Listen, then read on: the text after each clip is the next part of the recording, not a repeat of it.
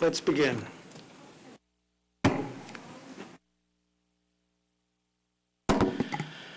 In accordance with the Open Public Meeting Act of the State of New Jersey, adequate notice of this work session regular meeting of the Franklin Township Council was made by the posting on the bulletin board in the municipal building and township website and electronically transmitted to the officially designated newspapers, indicating that this work session regular meeting would take place in the municipal building, council chambers at 7 p.m. on Tuesday, October 25, 2022.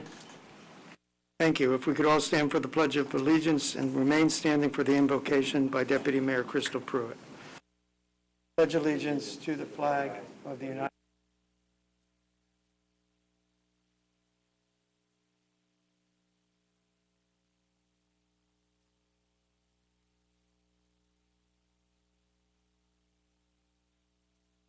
Let us take the next few moments of silence to each seek in our own way whatever sources of inspiration will grant us the strength, power in our thoughts and decisions for the benefit of all people.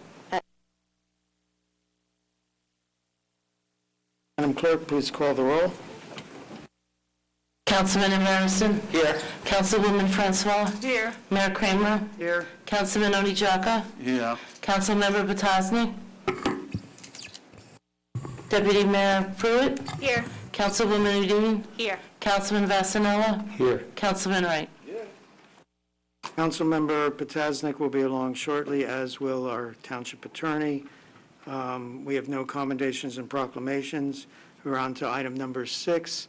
There are agendas over there near the clerk, and we are now at item 6, public discussion. Do we have a motion to open to the public? So moved. Second. Moved and seconded. All in favor of opening to the public, say aye. Aye. Opposed, say nay. Motion is carried. We're open to the public. People may speak on any topic having to do with government. 5-minute limit, may only come up once. No yielding of time. Please state your name and address.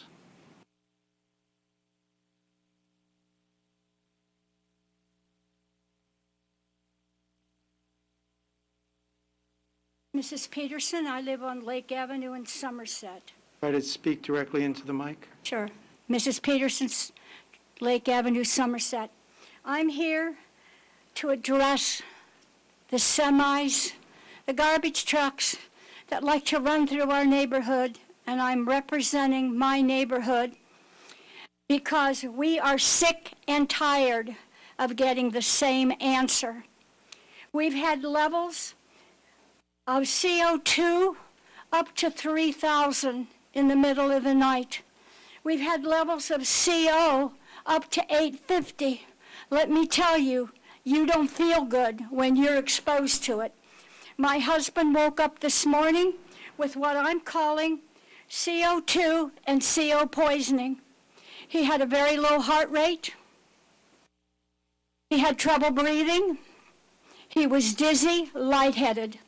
And I've had the same symptoms. I have called the state, the county, and Franklin Township.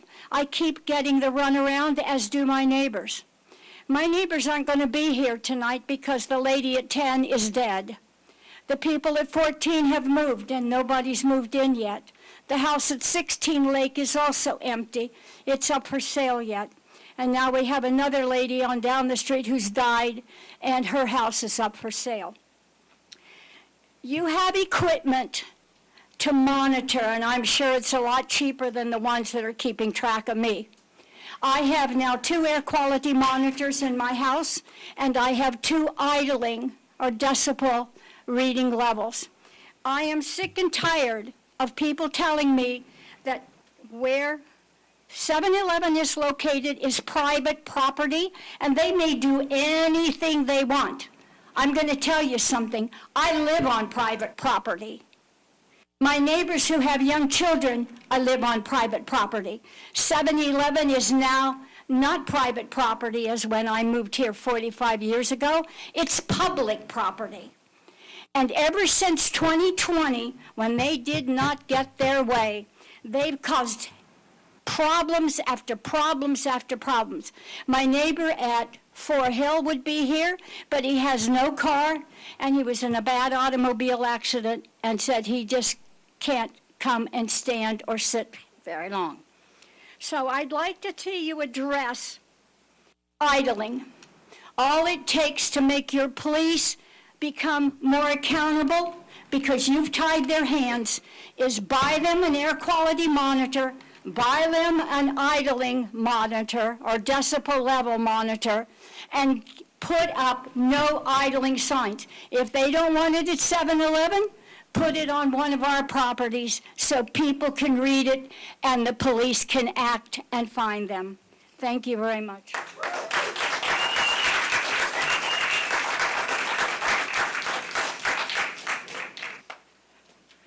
Good evening. Kiki Anastasakis, 3204 Enclave Circle in Canal Walk.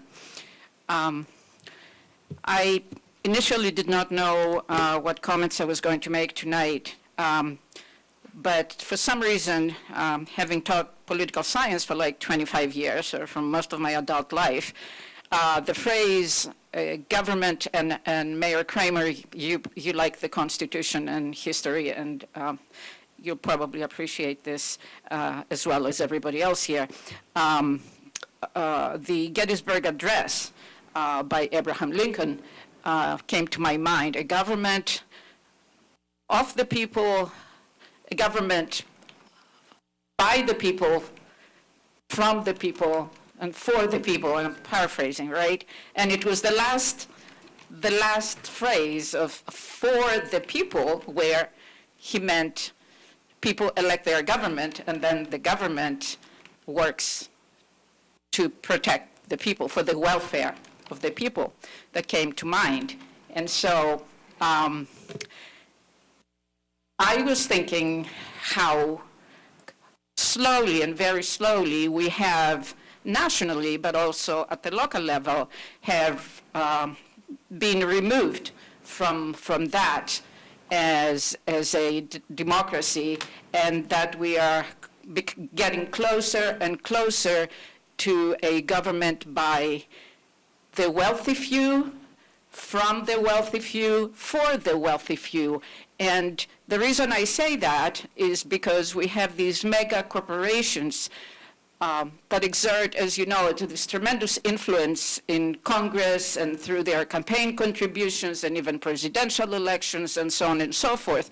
But to bring it here at home, to bring it closer to home, we are daily struggling to address problems that are affecting our community and our township as a result of corporate greed.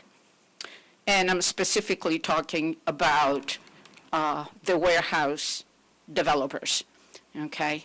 Everybody knows that open land anywhere in New Jersey is a gold mine.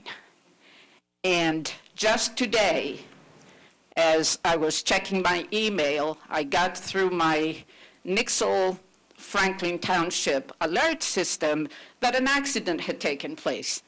So immediately I texted my friends, and one of my friends, as you're going to see, a very resourceful and tireless worker, Ms. Jan Brandt, ran to the site, and she took some very troubling pictures, which eventually we shared with the rest of the Canal Walk Google group.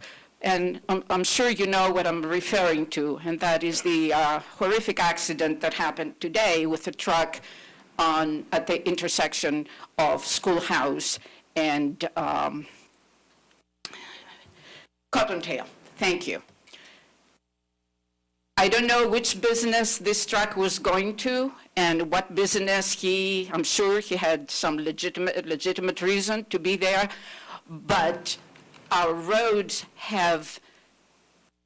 are being overrun by trucks and large vehicles of all sorts and all sizes in all classes, from class 2 to class 8 in terms of size. And we are the innocent bystanders. You are as well, because you are around the township. Who are we allowing ourselves to be subjected to? Who are these business interests that are overtaking our communities? And I want to finish by saying two things. Driving here, I took Mettler's Road. The only speed limit I saw was 45 miles. That has to change. Mettler's, I'm sure you've driven on Mettler's, and 45 miles, even for passenger vehicles, just doesn't go together. And number two, the study, the 2021 that was done for the township for traffic was talking extensively about sidewalks. A friend of mine who's an avid biker is still waiting for 2 years for bike lane on Schoolhouse. So if you could please address those issues, I just ran out of time. Thank you. Mr. Mayor, if I could address some things that were just brought up. Sure. So the first I'll address is the accident that occurred this afternoon in the area of Schoolhouse and Cottontail. It was not your typical accident. It was actually not a truck that was driving down the road. It was actually a truck that was delivering a dumpster container to a site near the intersection of Cottontail and Schoolhouse. And unfortunately, the operator of that equipment, when you lift up the boom to put the dumpster down, he forgot to put the boom back down, and when the vehicle began to move forward, as the truck moves forward to have the container slide off, took down the power lines. That was the accident that took place. The boom got caught up in the power lines and caused the truck to fall on its side and tear down the power lines. So it was not a truck that was driving down the road. So that I can talk about for this particular circumstance. I too was aware of it once the alert came out. So that I can address. Alex Strauss, 285 Hazlitt Way, Somerset. I wanted to say that I'm in full support of what Councilman Vassanella brought up at the last council meeting, namely the public advocate, the idea for a public advocate for the zoning board and the planning board. Currently, having been to some planning board meetings myself, as you know, there's one attorney usually. It's the same attorney. I'm not going to mention his name, but you know who I'm talking about. It's the same attorney for all of the developers. Sometimes it's someone else from his firm, but almost always it's this one person, okay? He just represents the developers, but he's almost like the township attorney because they call him by his first name. There's a real comfort with this man. We don't really have that. We don't have an attorney representing us. I know we have the planning board, but again, there's a lot of pressure from the planning department to make sure that the variances are all done, and of course they all are. You know, we just saw last week Hillsborough unanimously, planning board voted against a warehouse, and they have proposals for almost 1 million square feet. Franklin now, it's been what, like over 5.5 million square feet since Amazon? Talking about 8 Amazons in addition to Amazon. That was 600,000 square feet. Really, people would like to have a little more say. Elizabeth Avenue School, over half of the population, they say, is low income. Maybe some of the parents would have liked to have had a say as the warehouses are marching up from Mavis almost up to the school itself. Maybe they would like to have a say. Maybe the person for 200 Cottontail who expressed the fact that property, the warehouses there, B9 Cottontail, was going to go almost to his property and wanted a fence or a wall or something. It would have been nice maybe to have an attorney or somebody in his corner. Councilman Vassanell is right about a lot of what he said. I only know what I read, centraljersey.com. Edison is considering it. But then I looked on Paramus, New Jersey, and they have it. Among others, West Orange is another that has it, that has a public advocate. And basically, it's one attorney goes to the planning board, there's another attorney, a separate one, to the zoning board, okay? Those are chosen by the council, and in this case, the mayor as well, okay? And supervised by the township, in this case, it would be township attorney. He's not here right now, but he would supervise them. And this would be one step to ensuring some level of fairness. I can't say it's going to be a level playing field because, but right now we have a situation where the developer's attorney doesn't have numbers over his head flashing. He gets as much time as he wants, and so does his team, the professionals. We're not the professionals, okay? But right now, and right now we've had basically, I think, 5 votes against all the warehouses on the planning board. Just five, complete, total of all the warehouses, just 5, okay? There needs to be a little more say, at least, in what goes on, okay?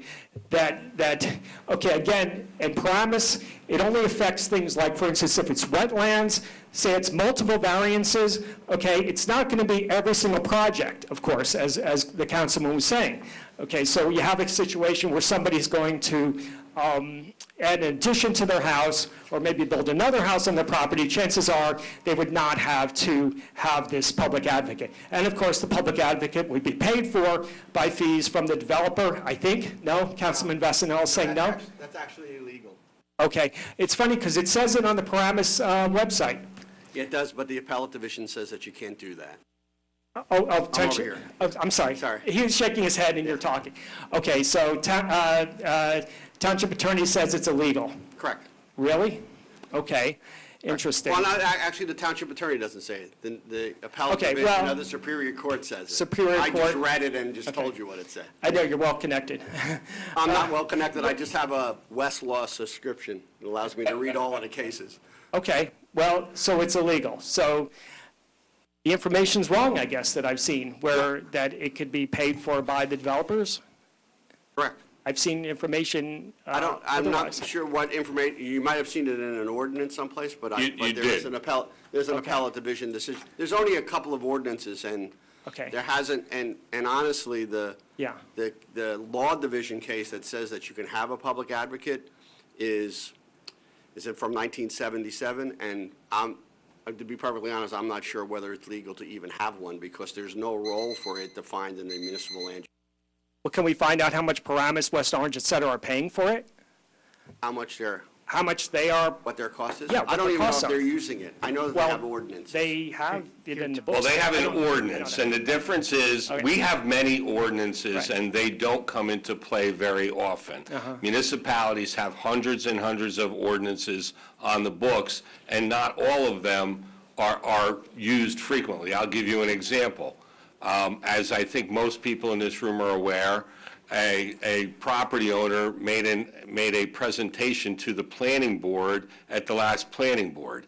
That is an ordinance that we have on the books that reflects the municipal land use law. And in all of my time here in Franklin Township, I do not recall that ever being done before. But it's an ordinance that we have on the books. Likewise, I'm familiar with the Paramus ordinance. I actually probably have it saved on my computer right now, and it's one that I had a conversation with the township attorney about. I haven't reached out to Paramus because I haven't had any reason to, because, as the township attorney said, the ability to charge an applicant for an attorney to challenge them was struck down by the appellate division of the Superior Court. So it's not an ordinance that can be put into effect. You saw it. Sir, excuse me, your time's up. The answer is, yeah, but just because the ordinance is on the books doesn't mean it can be used anymore. But how come Sir, CentralJersey.com didn't excuse me. say that? Excuse me, your time is up. I know, well, No, just like the attorneys, their time's never up. The answer is CentralJersey.com reports what happens in a meeting. They don't report the validity of an ordinance. Right? It was spoken about in this meeting, and they reported it. That doesn't have anything to do with the validity of an ordinance in another town. That's what NewJersey.com spoke to, the fact that it was a discussion item. And then just so, and while I have a moment before the next speaker, and I know Mr. Salomos from Canal Walk is the gentleman who was referenced earlier as far as bike lanes on Schoolhouse Road, I'm sorry. Yes, and an engineer for the township has designed the bike lanes. That design is not complete because we've hit a roadblock here, and I'll let you know what that roadblock is. The Canal Walk Homeowners Association several years ago made a request to the township for turn lanes on Schoolhouse Road at Canal Walk Boulevard, Rutgers Boulevard, and I can't think of the other name that goes into Summerfields. And we did, in fact, install those turn lanes, stripe those left turn lanes for those side streets off of Schoolhouse Road.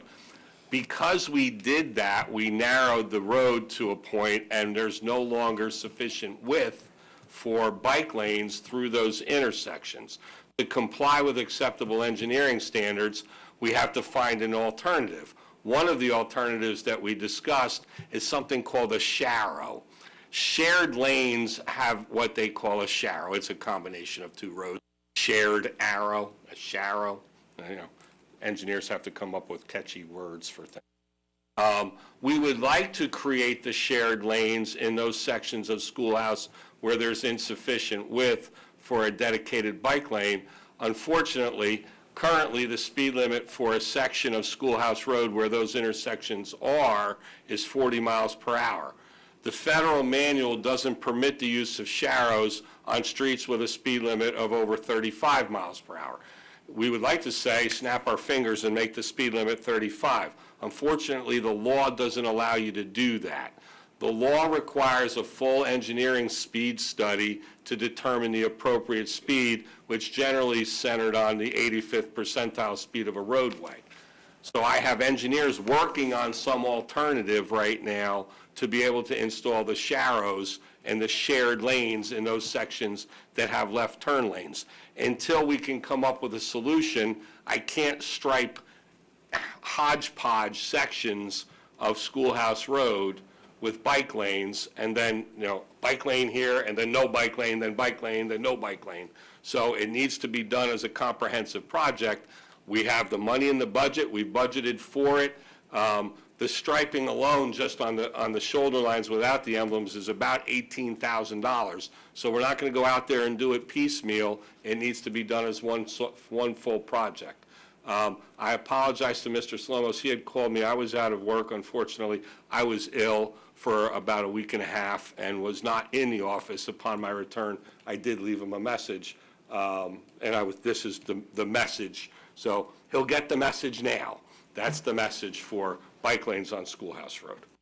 Councilman We're working Embarrass- on it. Councilman Embarrasson, you tried to get a word in edgewise earlier. Mayor, that's exactly what I was. Oh, okay. Very good. I participated in a bike lane, I guess, walk along by an organization Yes. called Ridewise. Ridewise. And we, about 3 miles of bike lane walk away is what we did. And it's in the works as the. Yeah, it will happen. It's just we Yeah. have to find an alternative to what our original plan is. What I would like to look at is the possibility of a comprehensive analysis of the speed limits on Schoolhouse Road as a whole, and perhaps create a uniform speed limit from Weston Canal Road all the way, really, with the extension onto New Brunswick Road all the way out to Cedar Grove Lane, so that it had one speed limit for the entire length that was a reasonable speed limit. But that's, again, the law says it has to be done in a certain manner, so that's what I have the engineers working on right now. Hopefully soon. You're good now. Now I'm done. Marlon Kwan, 28 Jay's Corner. Just a quick point on what Mr. Vornlacher was saying about ordinances. Just a comment.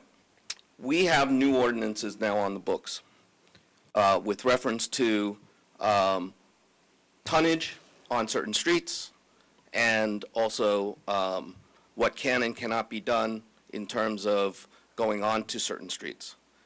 To Mr. Vornlacher's point about some of these ordinances that no longer are complied to or have been forgotten, my hope is that you don't forget these ordinances, and that you do have somebody, whether it's the police or somebody in the township, really enforcing these. So that was that point.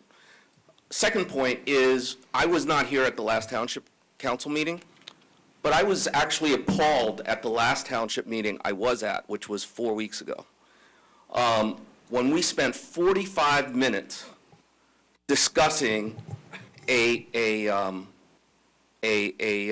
suggestion by Mr. Vasanella.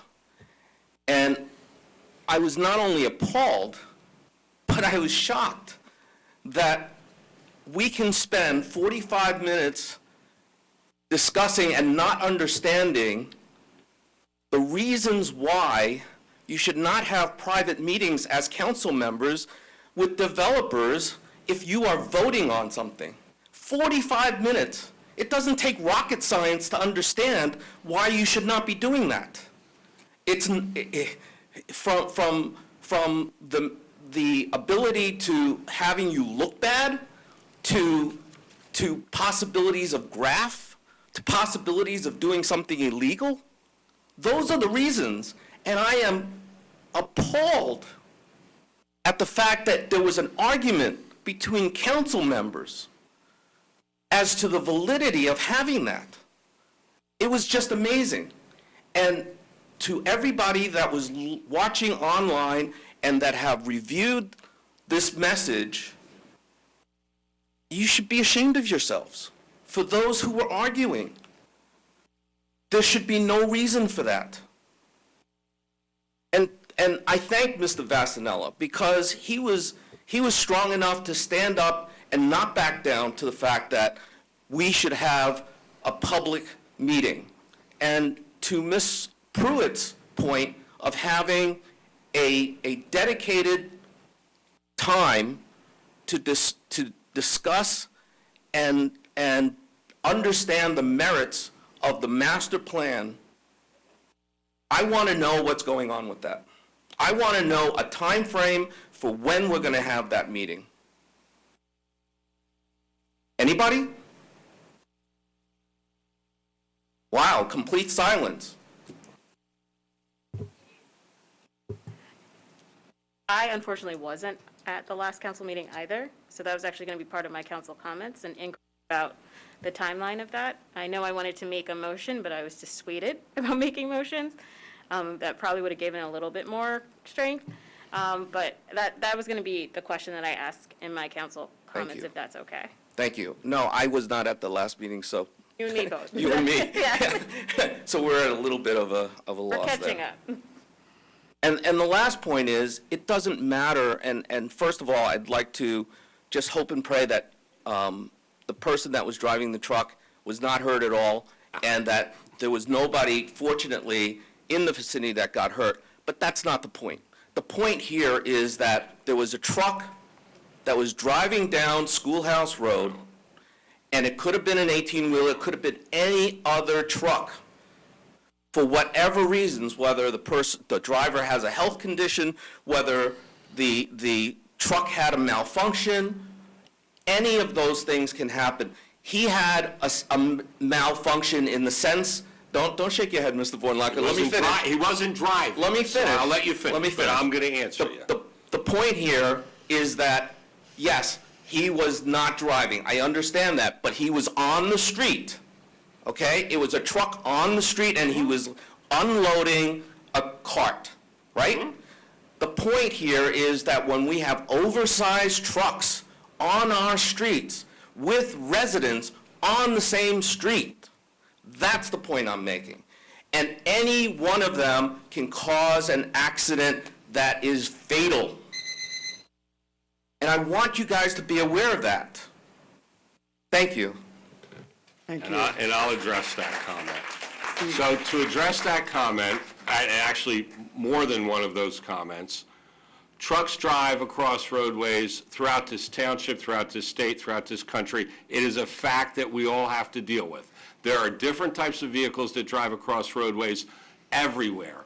No matter what you do and no matter how you live, you require some sort of truck traffic to get things to your house. If it's to the grocery store where you shop, or forget about it, it doesn't need to be online shopping. Just to do anything requires truck traffic.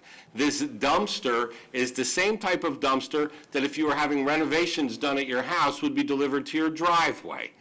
The way that a dumpster is offloaded from the truck requires the truck to move forward as the dumpster is sliding off the rails of the frame as it lifts up, and this driver didn't pay attention, and the rails hit the power lines and caused the truck to turn over. That's what it was. He wasn't driving down the road. He wasn't operating it in an unsafe manner. His unsafe manner was in the offload and not ensuring that he was clear of power lines, which is a problem, unfortunately, that occurs several times, not just in this town, but throughout anywhere where this type of work is done. Dump trucks, anything that has a lift bed, it happens. It probably happens 2 or 3 times a year in Franklin alone. That's the nature of this accident. It's a truck that travels over any type of roads in Franklin Township. It was not a tractor trailer. It was a delivery truck for a dumpster. All right, so that's the facts of what, no, I'm not missing any point. That's the point. I do know. Excuse me. That's not the engagement we're going to have here. You had your opportunity at the microphone. And to say that I'm not aware, I live right around the corner from you. I see the trucks just as often as you do. I drive down Elizabeth Avenue at least twice a day on my way here and my way home. I drive through your areas intentionally on my way home often to see what the traffic and the type of traffic on Schoolhouse and Randolph and Cottontail and Belmont are, because I live right there. So to say that I don't know is completely unfactual. I do know. I see it, and I've seen the type of traffic throughout this township for the 37 years that I've worked here. So it's an unfair assertion to say that I'm not aware of it. I am aware of it. So before you begin, you mentioned the enforcement of weight limits. And I'll address that. So, weight restrictions on public roadways require the approval of the Commissioner of the Department of Transportation. All of those weight limit ordinances that were submitted and adopted by this Township Council have been submitted to the Commissioner's office at the Department of Transportation for approval.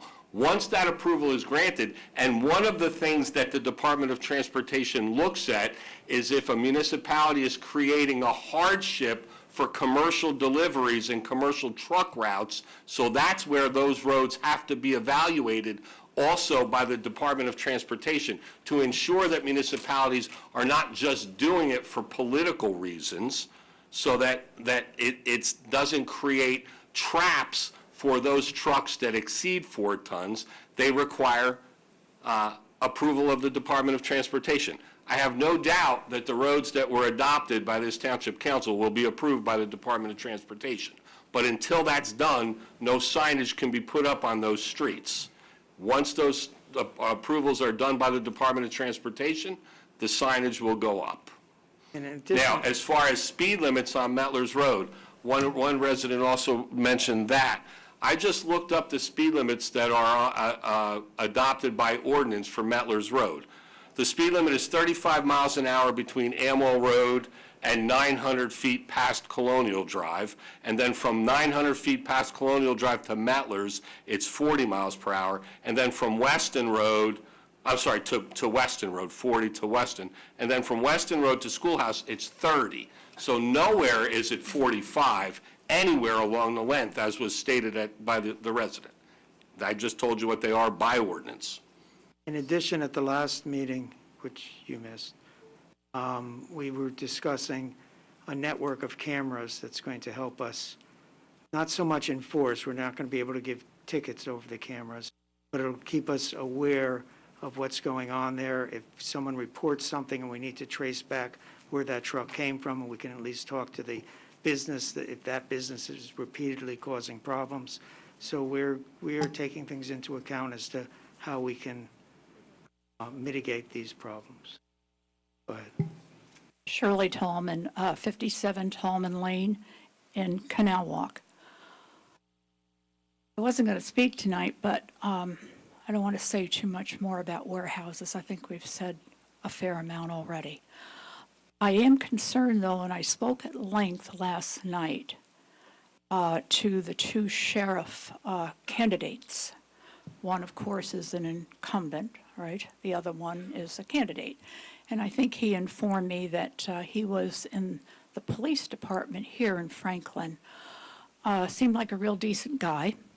But the reason I spoke at length with both he and his opponent is because I am very concerned about my own safety.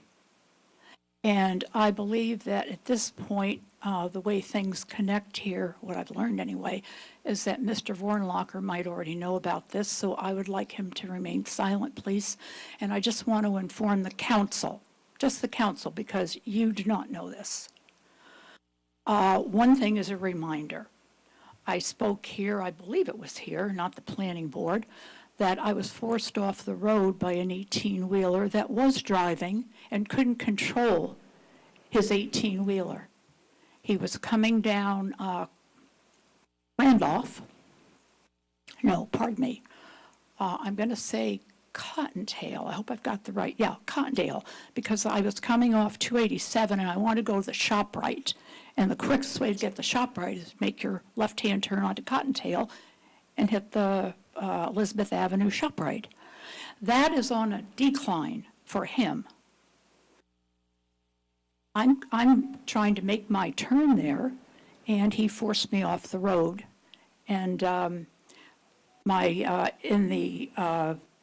because of the incident, my very expensive grill on my car was damaged. I didn't realize that at the time. I was just frightened for my life because I almost hit the rail. So, you know, to say that trucks don't lose control, I think, who are we kidding here? Who are we kidding? I don't think we're kidding anybody. Luckily, that didn't happen today, and we get that. But are we going to wait for the next one? These drivers, some of them, I am questioning how well they are trained. They're probably very, very resourceful and dedicated immigrants trying to make a livelihood. But I think in their native countries, they might not have semis. And they're put through training, and I don't know if they're accelerated. Are they on an accelerated course?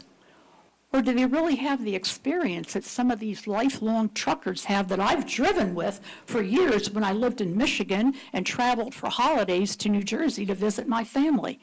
The going thing was with my husband, let's go with the truckers. Well, I don't want to go with the truckers today. Okay, enough said about that. I hope I've got enough time to let you know that in the past week and a half, I have felt very uncomfortable driving down Schoolhouse. Two incidences have occurred to me. One was actually coming home from the Environmental Commission meeting. It was raining at the last meeting, and it was a long meeting. And as I was driving home, I was coming down Schoolhouse, and you know now that there's a light there at Randolph and Schoolhouse. And the light was green for me and red for the car that was sitting there behind the light, waiting. As I approached that section, it's not an intersection, but I guess it is in a way, right, Mr. Vornlocker? What happened was, for some unexplainable reason, that car accelerated and cut me right off going through their red light. It was nerve-wracking. I made it home. I thought, it happens. I don't know, what was it, road rage? I don't know what the heck was going on. Who the heck sits there waiting at a red light, and then as my car is approaching, cuts me right off? That's the first thing. Then I'm going to my volunteer work, which I do in the mornings. About mid-morning, I was going to Parker at Stonegate. So I'm coming down Schoolhouse again to make my left onto Randolph. There, as you know, Mr. Hiller built a little strip mall. And some of the places are, give me just a little bit of time. Some of the places are occupied. Somebody pulled right in front of me. I followed them this time. They went into Dunkin' Donuts, and when I got out of my car, that person with a Georgia license plate threw a bottle at the side of my car. Okay. I'm sorry that happened, but I'm sorry too. I'm sorry too. But you know what? If it happens a third time, I'm going to take those sheriff candidates up on their promise to me, and that they will be patrolling our streets in Franklin Your Township. time is up. Thank you.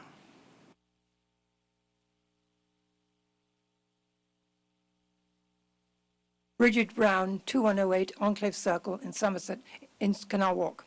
I just have a quick question. When a developer submits a proposal, for a warehouse, do they have to indicate their purpose for the warehouse?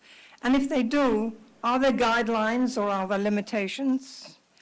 And if there are no restrictions, what is there to prevent a warehouse being used to do rather different kinds of things? For example, the new one, the 600,000, I think, is that not in an agricultural region, or is it the zoning changed to be something else? I thought that was an agricultural zoning. It's not?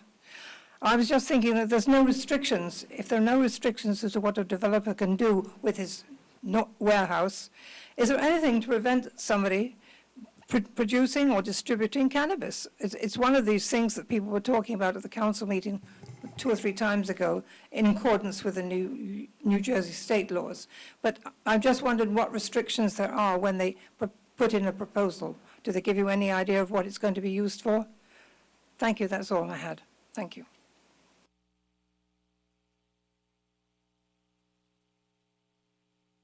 You're allowed to use the warehouse for whatever's permitted in that zone. Cannabis is somewhat different because cannabis requires you to have a state license and also a resolution of support, and it also has to be consistent with the township's ordinance. Hi, my name is Alexa. I live at 50 Richardson Street over in New Brunswick. I have recently taken an interest in local politics, and I'm a student over at Rutgers University. I just have 2 pretty simplistic questions for you, both regarding item H on the consent agenda. And we actually just had a conversation about this in my public administration class just a few weeks ago, and it is regarding license plate readers. So I was wondering, how many license plate readers will you be anticipating on purchasing? And will they be installed on all patrol vehicles? Thank you. So the answer to that question is, I don't recall the number of license plate readers that are included in this 2022 capital budget, but these are not license plate readers for motor vehicles. These are fixed location automated license plate readers.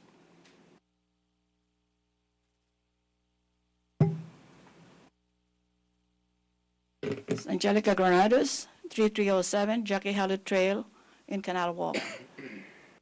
This question was asked last week, but no, 2 weeks ago. But I did not understand the answer very well, so I just want to clarify it. The limit, there's a 4-ton limit of the weight of the trucks that go on the local roads. Is it? Depends on the road. But it's done by road, not blanket. Okay, is Western Canal a local road? Is Schoolhouse Road? Western Canal Road has 2 sections. Right. One is County Road, runs from the Manville Causeway all the way through to the South Boundbrook border where its name changes to Canal Road. Okay, what about between? And then Western Canal Road runs from the Manville Causeway to the bend where it seems like it would just become Weston Road, but actually that section is also called Western Canal Road, and that's the municipal portion under municipal jurisdiction. Okay, I'm talking about from 287 to... There is no weight restriction from 287 down at all to the Manville Causeway and all the way into Manville. No, the Western Canal Road from let's say Cottontail to... There's no weight restriction on Western Canal Road. There's no weight restriction at all? No, it's a county road. It's intended for truck traffic. What about the Schoolhouse Road? Schoolhouse Road has a weight restriction between Western Canal Road and Randolph Road. And then from Randolph Road to Elizabeth Avenue, there is no weight restriction. No restriction at all? No. It's an industrial area. It has no restriction. How about Randolph Road? Randolph Road is a truck route. It has no weight restriction. So, It was built intended to carry commercial and industrial traffic. Mettler's Road? Mettler's Road will have a weight restriction once the Department of Transportation approves the ordinance that this council adopted several weeks ago. Oh, so the 4-ton limit only is only applicable to Schoolhouse Road Currently between correct. West Canal Road and Cottontail? Is that true? No, not Cottontail. Those are all industrial Randolph. roads. There's no weight restrictions on those roads, nor should there be. Everything along Cottontail Lane is commercial in nature. Okay, but those weight restrictions, I mean, we see 18-wheelers, which is And there definitely could be a more- legitimate reason for them to be there. On all weight-restricted roads, exempted from that weight restriction are those trucks that are making local pickups and deliveries along that road. So that's where there needs to be a little bit more of a comprehensive look at, in particular, Schoolhouse Road, Right. because, and this is the conversations that we've had with the police department, this is the thing that the mayor talked about with cameras as a possible aid to the police department to identify where these trucks are coming from and going to. You know, there are businesses along Schoolhouse Road within the weight restriction area. Right. For instance, if you live in Canal Walk and Raymore and Flanagan is delivering furniture to your house, Yes. how do they get there but to drive on Schoolhouse Oh, Road? I understand that. And that's a Yeah. local delivery, and that's the reason why those exemptions exist in the law. Right, but I don't see them stopping at Canal Walk. And I'm not saying they are, and I'm not saying they're Right, okay, legitimately right. there. They very well may be breaking the law, right. and that's where enforcement needs to Right. take place. Okay, You're absolutely right. We know that there are trucks driving on Schoolhouse Right. Road that shouldn't be there. One of the things that we're doing in response to that is we have a significant sign plan for Weston Canal Road Right. that's currently at the Engineering Department of Somerset County, because Weston Canal Road is a Somerset County road, Right. that would not only alert truck drivers to the 4-ton weight restriction on that section of Schoolhouse off of Weston Canal Road, but also directional signs to tell them where they should go. For instance, when you come off of 287 onto Weston Canal Road, Right. if you're looking to access a business on Schoolhouse Road, you should utilize Cottontail Lane or Randolph Road, Right. not drive all the way down. So we're going to have signs put up on Weston Canal Road, sizable signs, 4-foot by 6-foot signs that say, to Schoolhouse Road, turn here. Those, so that they don't go all the way down. And likewise, coming from Manville, signs that direct those trucks that come across from Manville not to turn up Schoolhouse if Okay. they're looking to access those areas, but to go further to Randolph Road and access them there. all right, thank you. So that plan is in place right now, and I hope to have approval from the county within a week so that our sign shop can begin to make the signs and install them. Okay, thank you very much. You're welcome.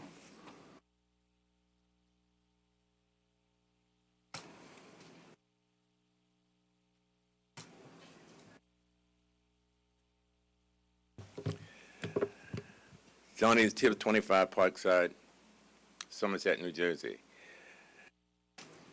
I'm here to address all different people, everybody in Somerset, New Jersey, and Somerset County. To the sound of my voice, Miss Pruitt, I will be looking at you expressing the concerns of the community. Number one, there is an apartheid mission movement that's undercurrent within this council here.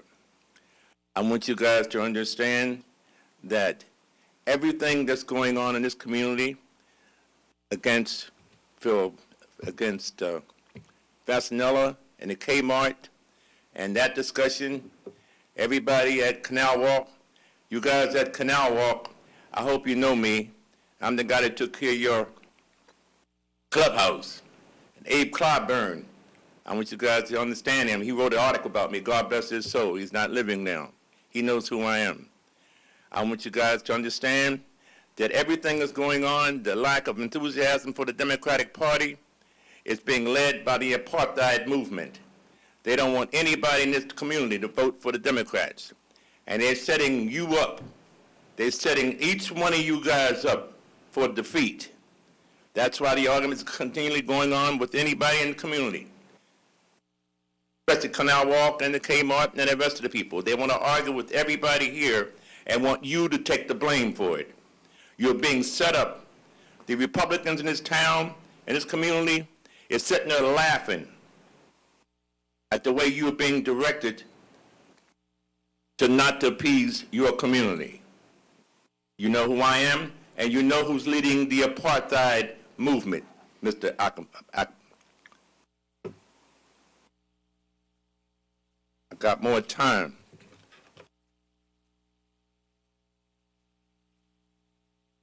And the gentleman talked about the housing. We're in desperate need of housing in our neighborhoods. We don't have nowhere to live. A guy died last week, a gentleman in the community for the past community for 50 years. He died from exposure just because he didn't have nowhere to live, and we don't have no men's shelter for anybody in the community. The gentleman just spoke a few minutes ago. He was talking about developers. Yes, there's 3 people that run this town. The appalling, the New Brunswick Housing Authority, RPM developers, and the mayor's office. That's who runs this community. And they're all in one. I want you guys to understand that. And we're suffering. The people down are suffering. And because of the lack of enthusiasm, I'm a Democrat, a hardcore Democrat. Hope everybody in Canal Walk, vote for the Democrats, please, in November. And everybody here, vote for the Democrats. Please, get past us this time. We will take care of the rest of them the next time come around. And for Mr. Pruitt, Tom Malinowski, and the rest of them, please tell everybody to vote en masse. And don't let the apartheid conspiracy mission get over. Thank you very much.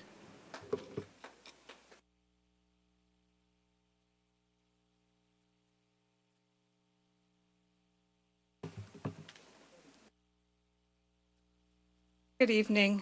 I like the new clock. I haven't been here in a while. I don't have to keep time anymore. Jan Brandt, 22 Bryant Court. Mr. Vornlacher, and this isn't one I came to talk about. I really came to talk about just to urge everybody here that we really need a traffic study. We really need a truck study. It was recommended to all of you, and you all know it needs to be done. And when we did do that, when you all did do that traffic study, it didn't even include trucks. And yes, so that was a truck. It pulled down power lines. However, there were 4 unmarked police cars, 4 police cars, an ambulance, 2 fire trucks, 3 tow trucks, a utility truck, and it was fun watching, I videotaped some, the trucks turning around on the road. So maybe it wasn't a truck, but it had effects to the community. And don't interrupt me. I won't interrupt you, but I'm going to tell you, maybe those police officers should have been directing traffic. So thank you, Mayor and council members. I know you are here to safeguard the welfare of our community.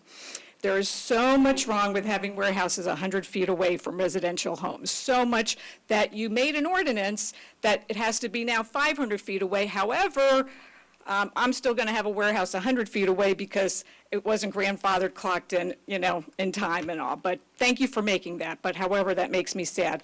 Physical and emotional health of citizens are at risk here.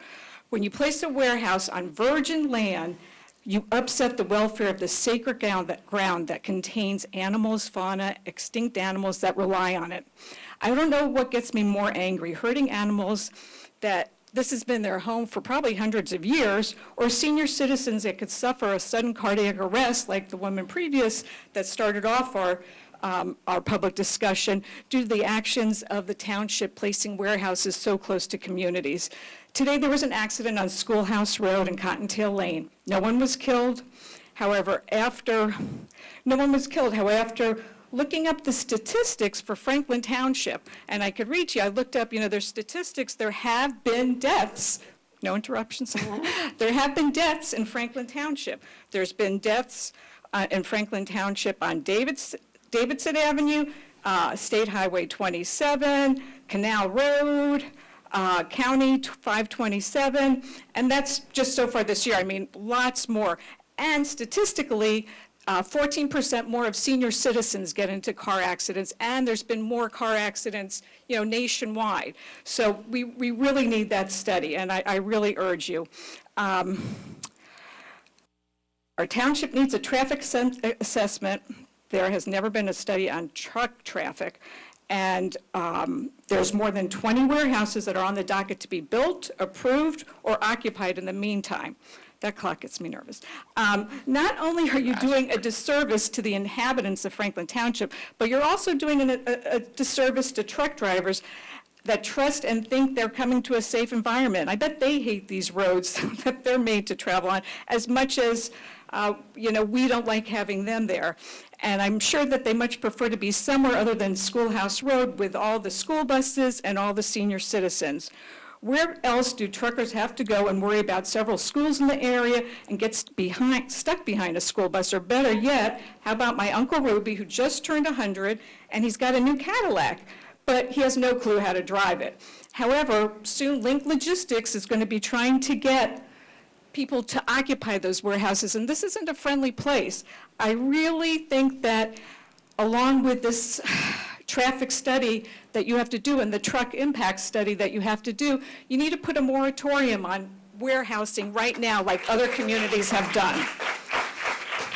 It's not just about the senior citizens. Truck drivers have families too. I actually have a cousin who's a truck driver, but we need to protect everybody.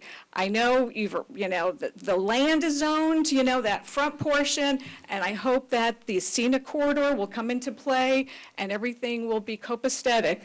But I think that before you think about building any more warehouses anywhere, you need to do a truck impact study and stop any future warehouses from being built in this area, because it's just too dangerous for all of us. And maybe just like truck drivers need to have lessons on how to drive a truck, it's hard to drive around trucks. People don't know, if you get in the next lane and they're having to turn, it really can be dangerous.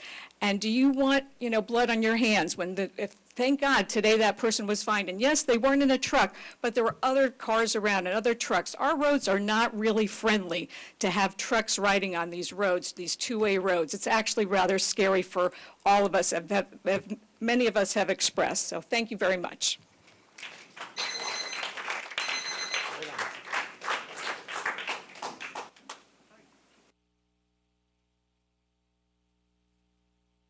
My name is Charles Ingleterra, live at 86 Saratoga Court. I'm tired of talking about warehouses and pollution. I just have one or two questions. There are 11 people in front of me, excluding the young, county clerk or township clerk. So how many of the 11 people in front of me are elected by the township people? 9. 9. Okay, so that would exclude the attorney, Mr. Vaughn Locker, so everybody else, okay. My last question is, why can't you protect us? You're elected to do your job. To do your job is not to do harm to us. Now, whether there was a warehouse here and so-and-so is, going to sue you, you have a moral right to protect your citizens. And time again, we hear, oh, we can't do that. You push off to the planning board. The planning board pushes off to it. It's insane. Somebody's got to own it. I know, Mr. Mayor, you say, yes, you're not happy. We're trying to do this. Trying doesn't cut it. You got to do it. You could try to win a baseball game. That doesn't mean a damn thing. You got to win it. Thank you.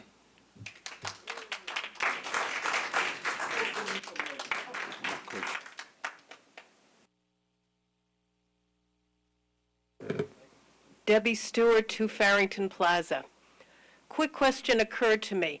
When we were talking to a Hillsborough gentleman, he felt their town council has the ultimate approval on any type of building.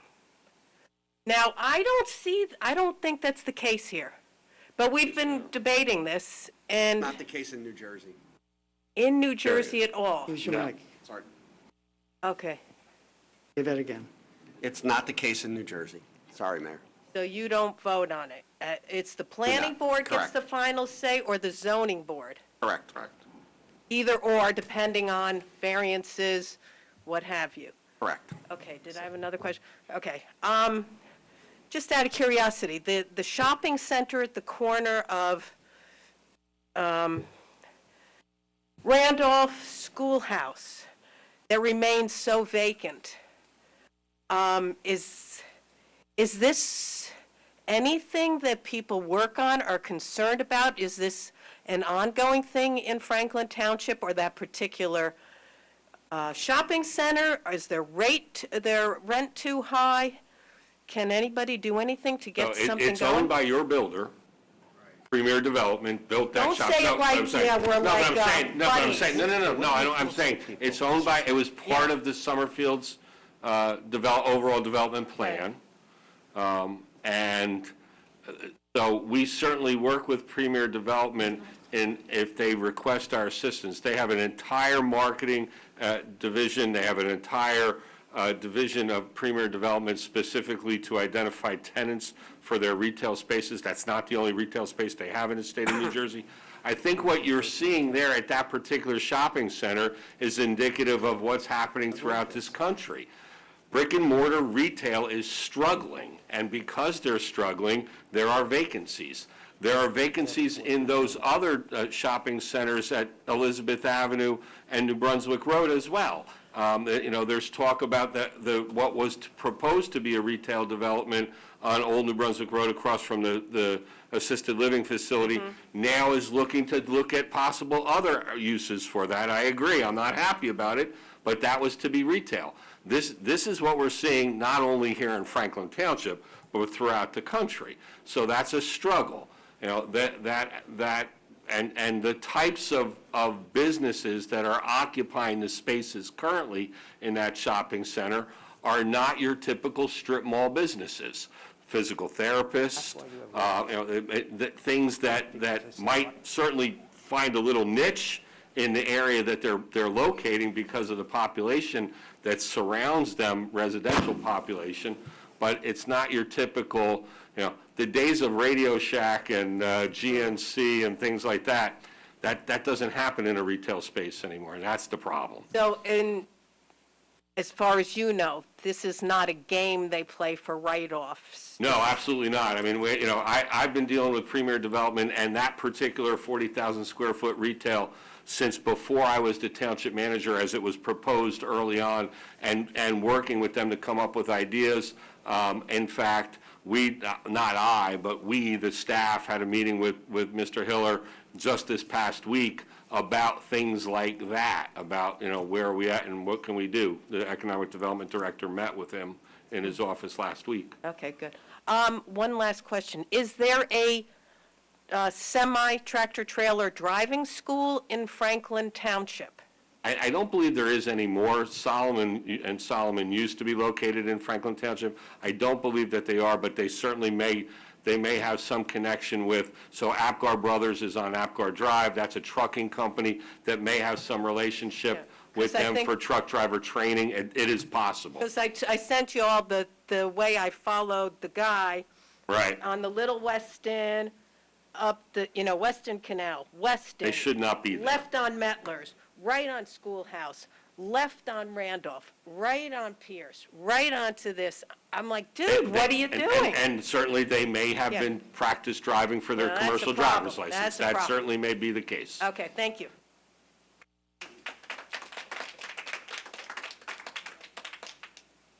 Anyone else wishing to speak?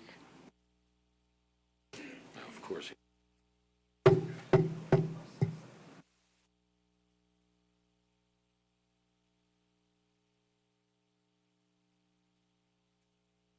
Jim Johnston at 34 Norwich Place. I want to ask about that B9 schoolhouse warehouse that they're proposing. We were doing some research on that property. The address of the property is 105 Schoolhouse Road, and there's a website called NJ Parcels where you can go on to and do research on each property, and it shows the purchase history, okay? The Link Logistics bought that. It's a 20-acre plot of land, okay, where they're going to build this B9 schoolhouse. 20 acres. The Link Logistics warehouse developer bought those 20 acres last year for the price of, this is unbelievable.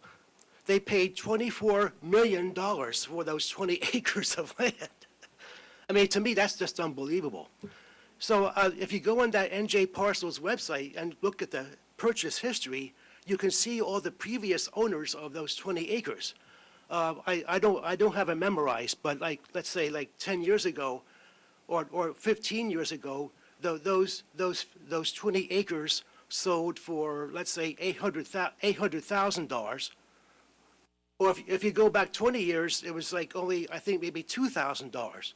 Now, I'm not an expert in real estate. I'm not a realtor. I can't go in there and intelligently make sense of it all. So I guess we need someone who knows about real estate to go into that NJ Parcels website and interpret that data for us and tell us what it means. But I don't know.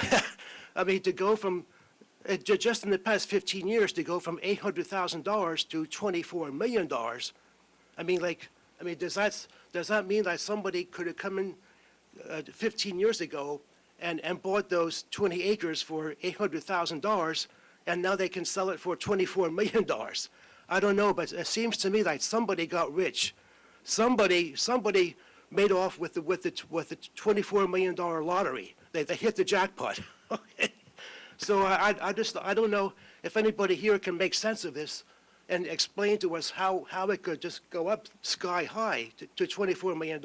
I don't understand that, so, okay? All right, thanks a lot. So I think the simple answer to that question is, and I can tell you the history on that property. The Saloti family owned that property, and it was a sod farm for a number of years. The Saloti family sold it to Premier Development or some LLC related to Premier Development for about $1.2 million, and that was about 14 years ago. And Premier Development sold it to the current owner for $24 million. And why does a piece of property increase in value so dramatically? Well, because during the 1990s and early 2000s, industrial commercial property wasn't worth very much because not much is produced here in this country, so there's not many industrial sites to be developed, and it was only with the onset of the value certainly increased because of the permitted use on the property that was, it was the permitted use in 1997, but there was no real demand for that type of development in 1997, but there's a demand for that type of development now. So where there's demand, the value increases, right? Supply and demand. That's all it's about. Anyone else wishing to speak?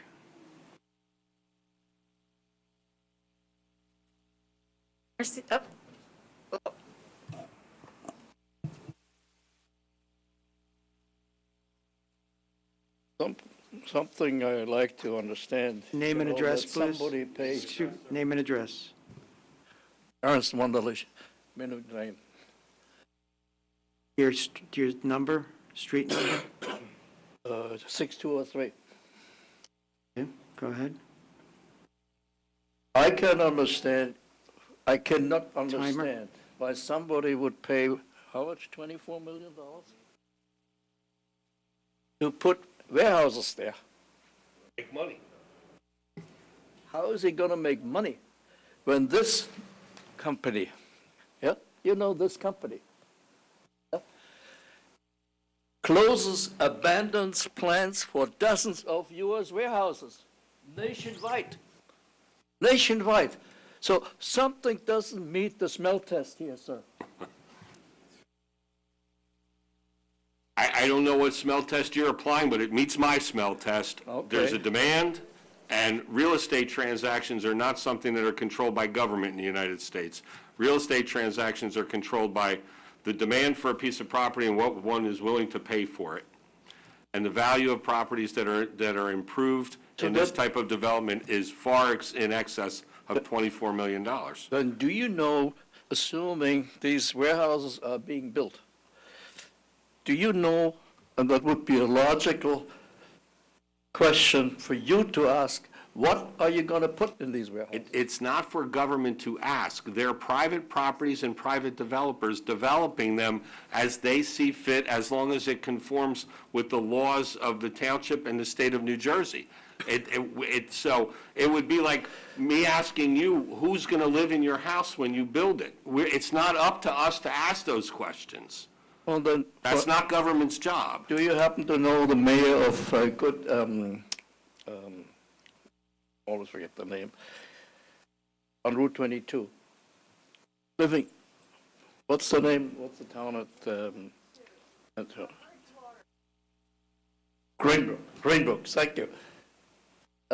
Somebody came and bought a stretch of property, the north side of 22, to build warehouses, like same deal that you are trying to push through. That mayor did never approve it. That is still an empty lot after 6 years.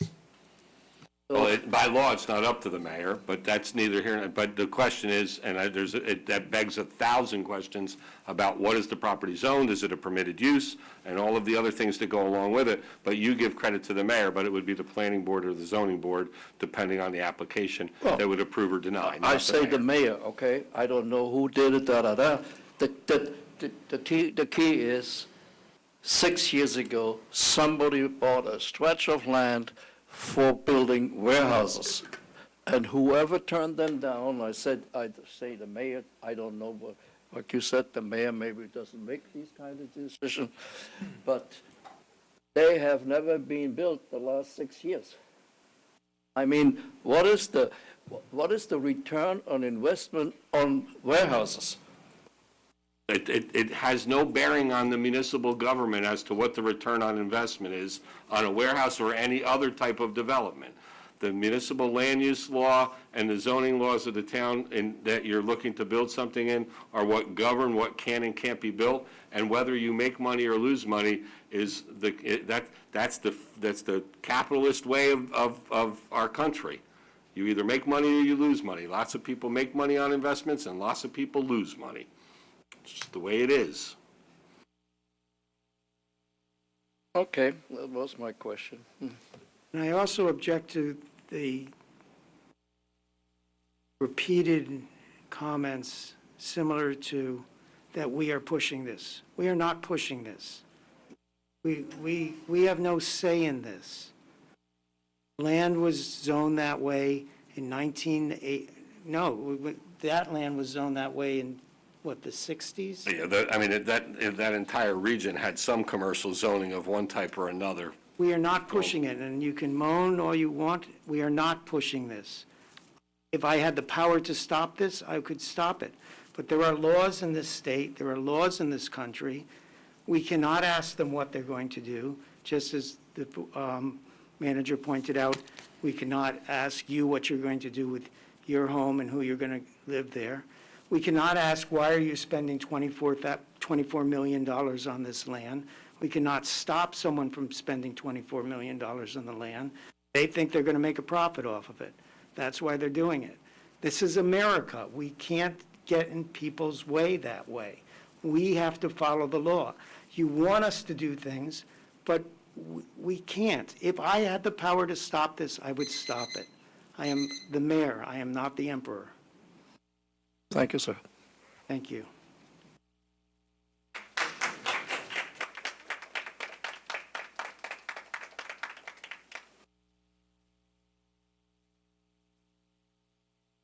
Nirmal Shah, 9 Congress Court. Would the council entertain the idea that if there is a warehouse within a certain feet of residential area, that you can sort of pass an ordinance that, the trucks cannot work from, say, cannot come and operate from 10 o'clock at night to, say, maybe 5 or 6 o'clock in the morning, so that the residents who are living nearby those warehouses, right, can have at least some decent sleep. Is that possible for the council to pass an ordinance like that? So I've been discussing exactly that with the manager and the township attorney, and we are investigating that. And can we do that sooner so that it can't, I mean, unless you can, because, there may be grandfather issues and things like that? Sometimes it's best not to play my cards out or show my cards in public. Okay. All right. Thank you very much. Another quick question. I was here at the last town council meeting. Deputy Mayor Pruitt, you were not here, but I did raise the issue about, revisiting the master plan at that time to say that, with your offer of the prior meeting, and I would really encourage you to start working on that as quickly as possible so we can have some more sanity about how the town is being developed. Okay. Thank you.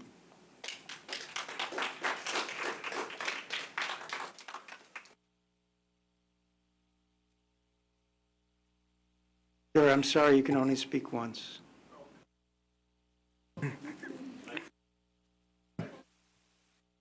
Anyone else wishing to speak? Seeing no one new, I move to close public comment. Second. All in favor of closing public session, say aye. Aye. Opposed, say nay. Public session is closed. Council comments. Councilmember Potasnik. Thank you, Mayor. I want to give a quick shout out to the Franklin Reporter and Advocate that earlier tonight hosted me to talk about energy aggregation, which is on the ballot for voters right now if you have a vote by mail ballot, and also starting this Saturday when early voting starts, which I'll talk a little bit more about. I'm very supportive of that and fully endorse it. If you're interested in learning more, you can visit the Township website /GEA. That's Government Energy Aggregation for brief in acronym. And there's frequently asked questions and as well the ballot language. But the basic top line that you don't have to watch the whole 45 minutes, which I appreciated the opportunity to dig down into, is vote yes if you want to save money and also have cleaner air with 10% more renewable energy as a requirement. That's what voters are saying yes to in the ballot question, and happy to answer more questions. Separately, I wanted to congratulate Councilman Ram Ambarrasan for a wonderful, and also Councilwoman Shipa Udine for a wonderful Diwali celebration. I guess it was this past Saturday. It's hard to remember time-wise, but it was excellent, well-attended, amazing performances and food, and something not to be missed if you didn't have a chance to enjoy it this year. And right now we're in Diwali, so I just want to wish everyone a happy Diwali. And then voting. Really important to vote. We're not up for election, but it seems like some people are paying attention. We now know there are 9 elected members of council. We might not know when they're up. That'll be maybe for next week. Someone will ask that question. We can answer it. I'm sure we'll be happy to do that. Early voting starts this Saturday, and it's all the way through Monday through Saturday. It's open at 10 a.m. to 8 p.m. It's at the senior building right here in the municipal complex. And on Sundays, it's open from 10 a.m. to 6 p.m. It's not open the day before election, and then normal election voting in likely your normal election place happens from 6 a.m. to 8 p.m. on Thursday, November 8th. So it's really important for folks to get out there and express that civic duty. So I said, what did I do? All right, Tuesday, public participation, open for correction. Tuesday, November 8th, from 6 a.m. to 8 p.m. It's nice to know people are paying attention. And that concludes my comments today. Thank you. Thank you, Councilmember. Councilman Wright.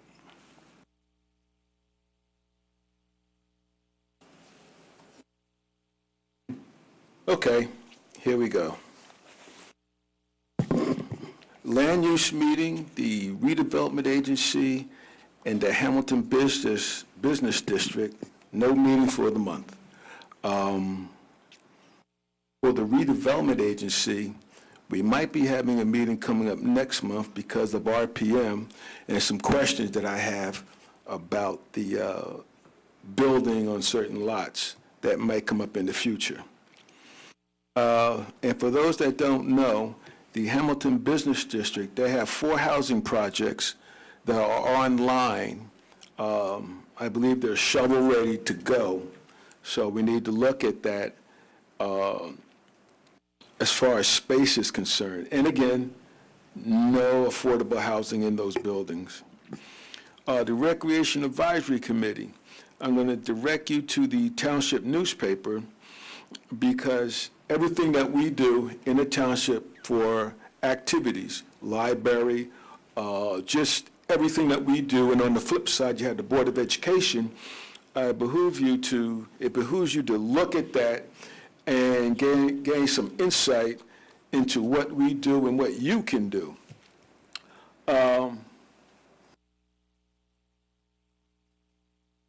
Something else I had here. Oh, Councilman Embarrassing, I can't pronounce that right. Sorry, brother. I'm going to eat your name up. He's our councilman at large.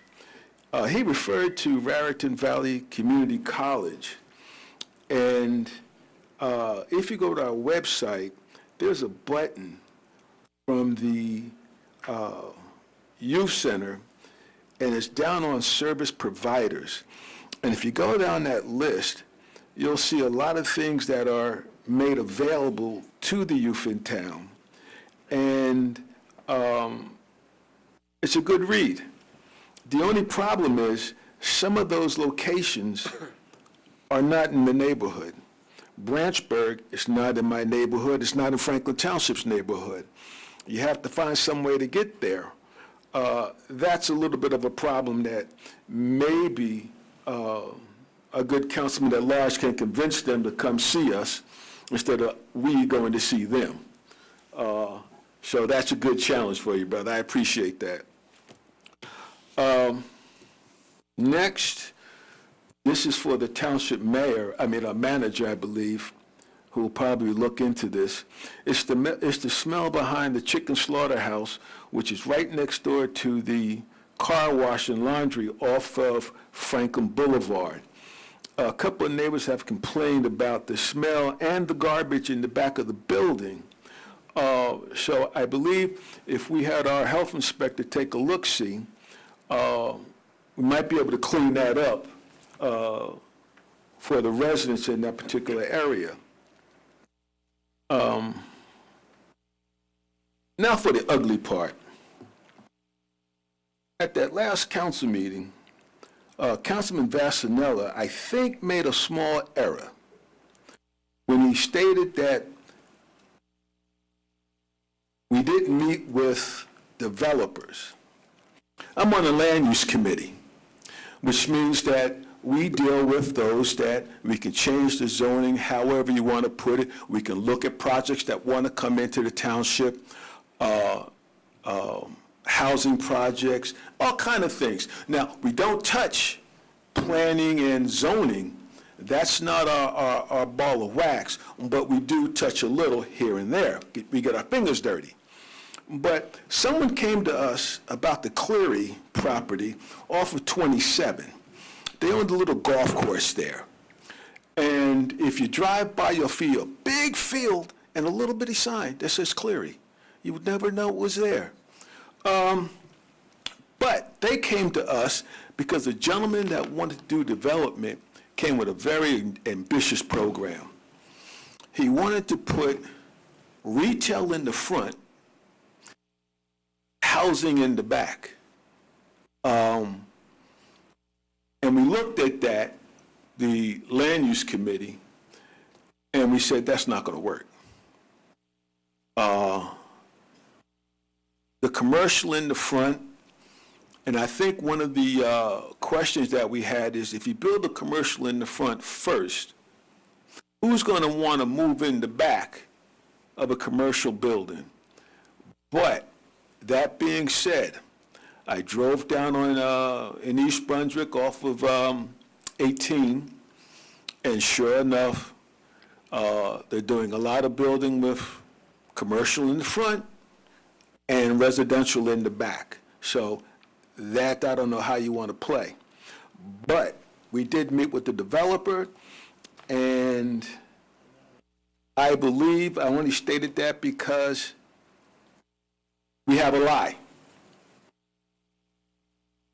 And you elected us you voted us with the understanding that I'm only here for 4 years. And if you don't like me, you can kick me out. So if I lie to you, what are you going to do? You're going to kick me out at the end of 4 years. And I need to clarify that. Now, sometimes you'll see me up here and I'll just scream, holler, and make noise. And the wife tells me I got to calm down. But when I lie to you, I got to correct it. Otherwise, it's not going to sit well with me. Because you're my constituents. The whole town is my constituents. Not just the 4th Ward, who elected me to sit up here on this dais. So I want to say that wasn't the truth. We did meet with a developer. And just so I wanted to make sure, I wanted to call the township manager, because I do keep notes when I go home. As bad as they are, I do keep notes. And that was one note that I took because it was extraordinary. I've never done that before in a land use meeting. So I put bullet holes next to it because I'd never done that before that I can remember. So we need to clean that up. Everyone here wants to say, you know, damn it, we don't need to meet with a developer. That shouldn't happen. We never did. I think the mayor chipped in on that one, but we did. Whether you like it or not, up here on this council, up on this dais, we did. And by extension, if there was only 4 of us in the room, because if there's 5, it makes a quorum. If there were 4 of us in the room, we took the information back to the rest of them. So that means that 9 people knew. It wasn't like we escaped with 4 people. 9 people knew what we were doing. 9 people knew that we had punted the ball. So I want you to understand that. Let's not fall into that trap of, I didn't know. No, no, no, no, no. We all knew. We all knew. And I'm the first one here to raise my hand and say, I knew. Now, whoever's got the nerve to want to raise their hand will raise it with me. And again, if I'm wrong, township manager gonna say, Carl, you're wrong. And I will suffer that embarrassment. I will suffer being corrected. I will suffer with that thought. But I don't think I'm wrong. Now, that is what they say. What do they say, mea culpa or something like that? You know, when you come clean and something like that. Well, I've come clean because ever since that last meeting, I couldn't stand it. So, that's what we did. That's what I know. And y'all have a good day.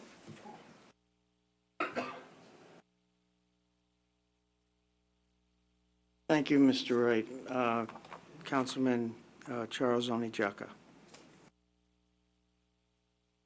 Okay, Mayor.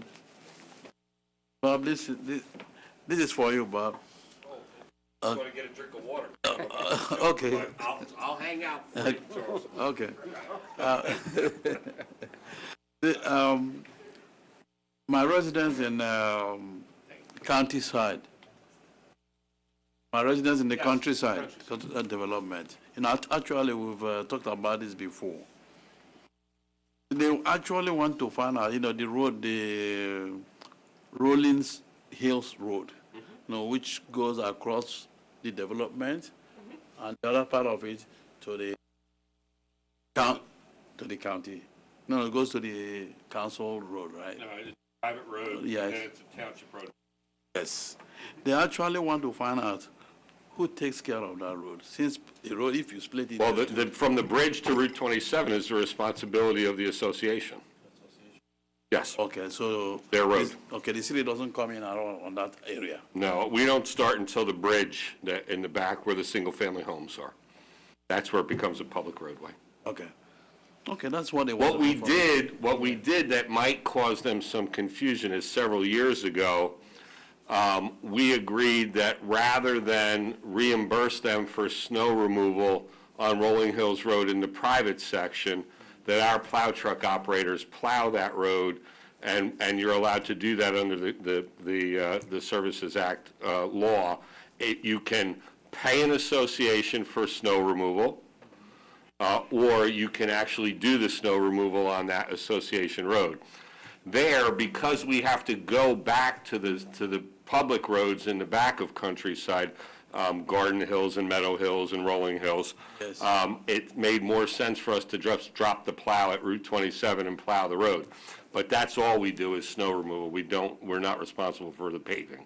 Okay, that's what I wanted to know. Thank you. Okay. Mayor, that's it. Now I don't need to get up. Thank you. You can go, sir. I don't need to. The good council member here gave you I have a Council- time of water Thank you, if you need Councilman. mine. Councilwoman Udine. Thank you, Mayor. Good evening, everyone. So I haven't been in any of the community meetings this month. I think land use is for next tomorrow. Just want to clarify the topic you're referring to for the land use meeting. That was 3 years ago, so prior to my time on that. Okay. Prior to your time, I'm mistaken. Just want to confirm that, because I don't remember that project. So, all right, so I think I'm observing a lot of what the residents have been mentioning from July onwards regarding warehouses, trucks, idling, speed, traffic studies, et cetera. And I think it's, we want to start doing more of a proactive measure planning. And I want to, work with our township manager and our council and raise the request for a new traffic study. I think, with a lot of the businesses growing after the pandemic, more cars are on the roads. I have received a lot of issues with the Dunkin' Donut, with the traffic, making that left into traffic study. So I think most of us know about this because I've raised it with peers as well. I think with that traffic study, with speed limit, weight limit, et cetera, buffer zones, warehouse, we're going to get much more out of it. And I think it's going to help us as well as you guys understand a lot of your questions. Because I think almost every council meeting we're here, we're talking about the similar themes, similar issues. So we have to do something about it. So thank you for bringing that up today again. Just want to say that that we are listening. Sometimes it takes a little longer, but we are going to start acting on some of this stuff. Can't promise something that's going to happen immediate, but we'll take it back offline and discuss it and see what we can do. That's one update. And then the Diwali event, I haven't done much more than Councilman Embarrasson has put together, and I know Nirmal is here. There are a bunch of other volunteers that put this event together. I was also very shocked when I got in. Such an amazing event. We had more than, I think, 300 plus people there.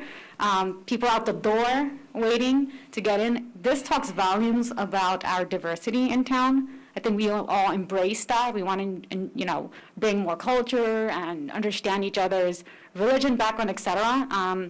So this event definitely was a successful event, and I thank the volunteers that, put so much effort last minute to work with our local businesses in town that sponsored the food.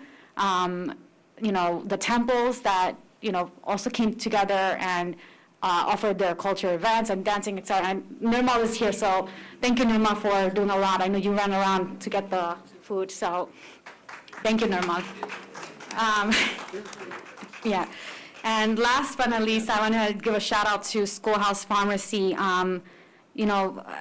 Flu season, vaccine season is up right now. We're in Q4, so if you haven't gotten your shots, et cetera, please do visit them. They're extremely sweet staff members that are working there. So that's all I have for today. Thank you. Thank you, Councilwoman. Councilman Embarrasson. Thank you, Mr. Mayor. Yeah, thank you for the Diwali shout out, Councilman Potasnik. And of course, Councilman Dean and I kind of put that together. Let me also give a big shout out to my wife. She planned a lot of things there, and without her, we couldn't have given all the food to the people. I think some of you did come from Canal Walk and my neighborhood and Somerset Runs. I saw. Thank you, Nirmal, and all the scores of volunteers. Seva International brought in 20, 25 kids, really helped us a lot that day, organizing from raffle tickets at the beginning to food packing and distributing. And thank you to the township manager and his staff, the Park Recreation Commission. They did a great job helping us organize the place. And we had an unbelievable turnout. I don't know if you remember last year, we did it at the gazebo, and we were freezing in November. By the time we ended, we had 3 people left. But this time, we had over 250 at a time. I think we expected around 300, 350 different times come in and leave. We had a lot of nice programs. You got to see the cultural diversity this township offers, and I was happy to organize that second year, and we hope we can continue. And thank you all for coming in, participating, and helping us celebrate Diwali this year. Anyway, Edison Township had a much bigger event, but we are not competing with them. That was in a park, all-day event, thousands of people there with fireworks at the end, but we are not Edison. Anyway, a few of the things that we did in since the last meeting. One of them is a few of us, Mayor and Councilman Udine and myself, we arranged a visit to our good neighbor Amazon. We met with the management there.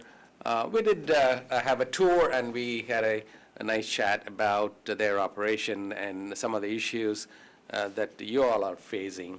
And they are very sensitive, the community, and they would definitely entertain a meeting with a group of you if you so chose.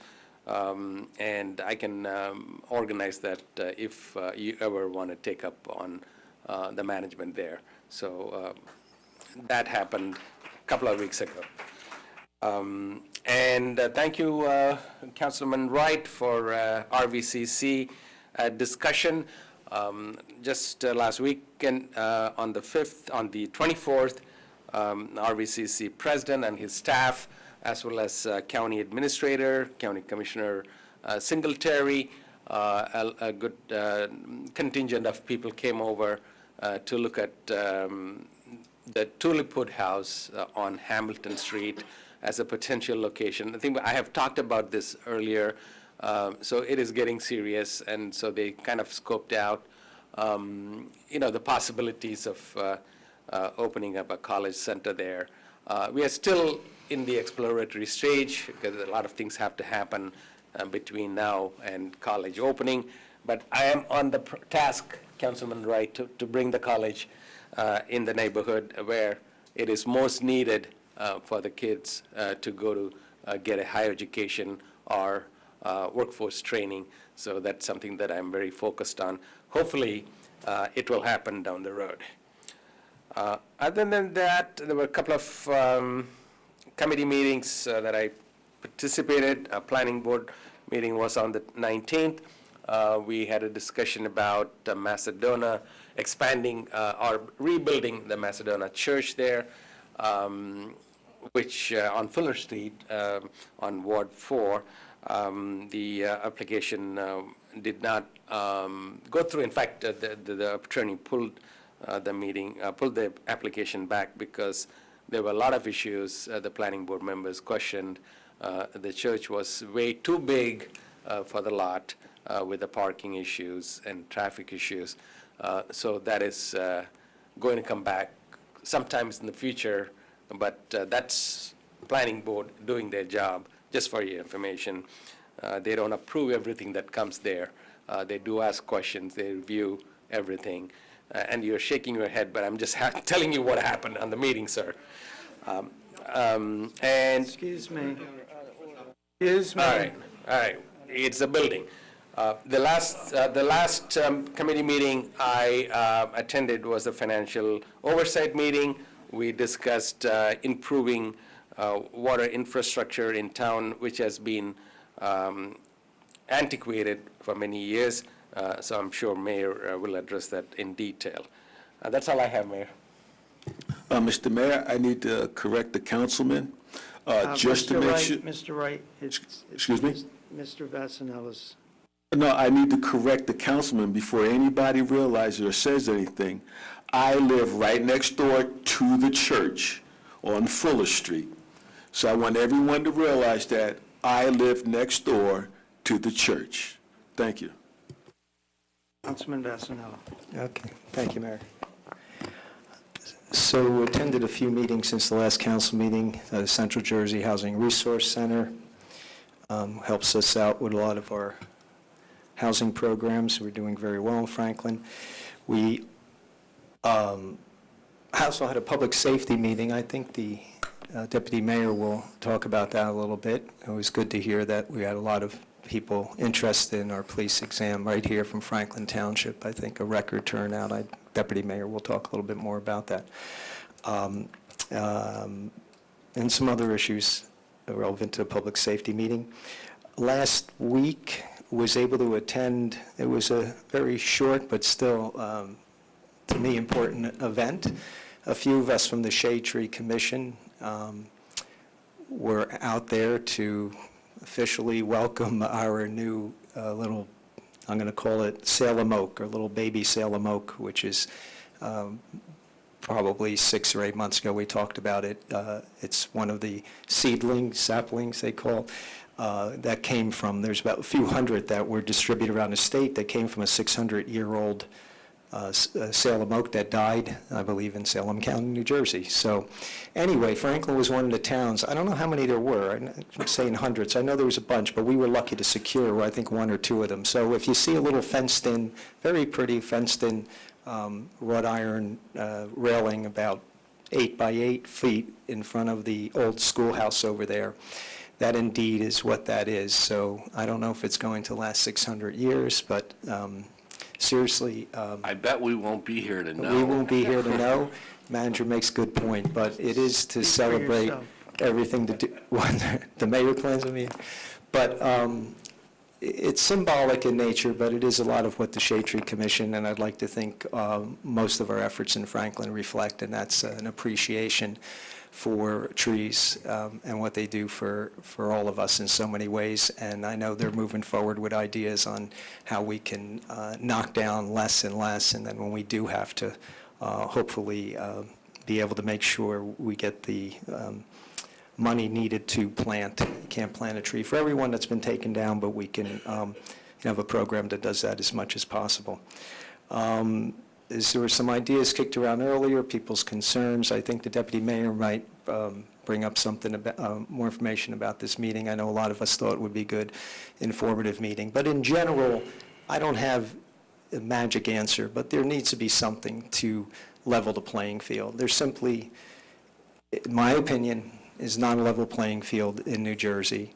And unfortunately, and it seems in the last few years, not necessarily in Franklin. And it's no particular person or developer or anybody's fault. It's just the nature of the beast in New Jersey. So whatever it is, we have to be innovative and come up with any possible way that we could level the playing field. So ultimately, there's discussions before they get to certain points. There's town halls about possible zoning changes before they get passed with little knowledge. So it's a two-way street. Hopefully we'll come up with ways to engage the residents of the town, and hopefully the residents will keep watching closely, and hopefully this will turn into a positive relationship that, again, use a cliche again, to truly try to level the playing field. So quality of life is not just mentioned, but is the most relevant part of our decision-making process with land use. And have a happy and most importantly, safe Thanksgiving, not yet, Halloween, which is coming up very soon, 7, 8 days or so. So enjoy the holiday, and we'll see you back here. And trunk or treat, yes, that's Saturday, right? 29th. Yes, Saturday is 29th, and that's our annual event that takes place on Hamilton Street, which is free to the public, and it's on the Township website, correct? And I'm sure that Councilwoman Francois will be talking about it, so Oh, I'm I'm not sorry. going to talk anymore. That's fine. I won't talk anymore about it, but I know that we were eager to hear about it. Thank you.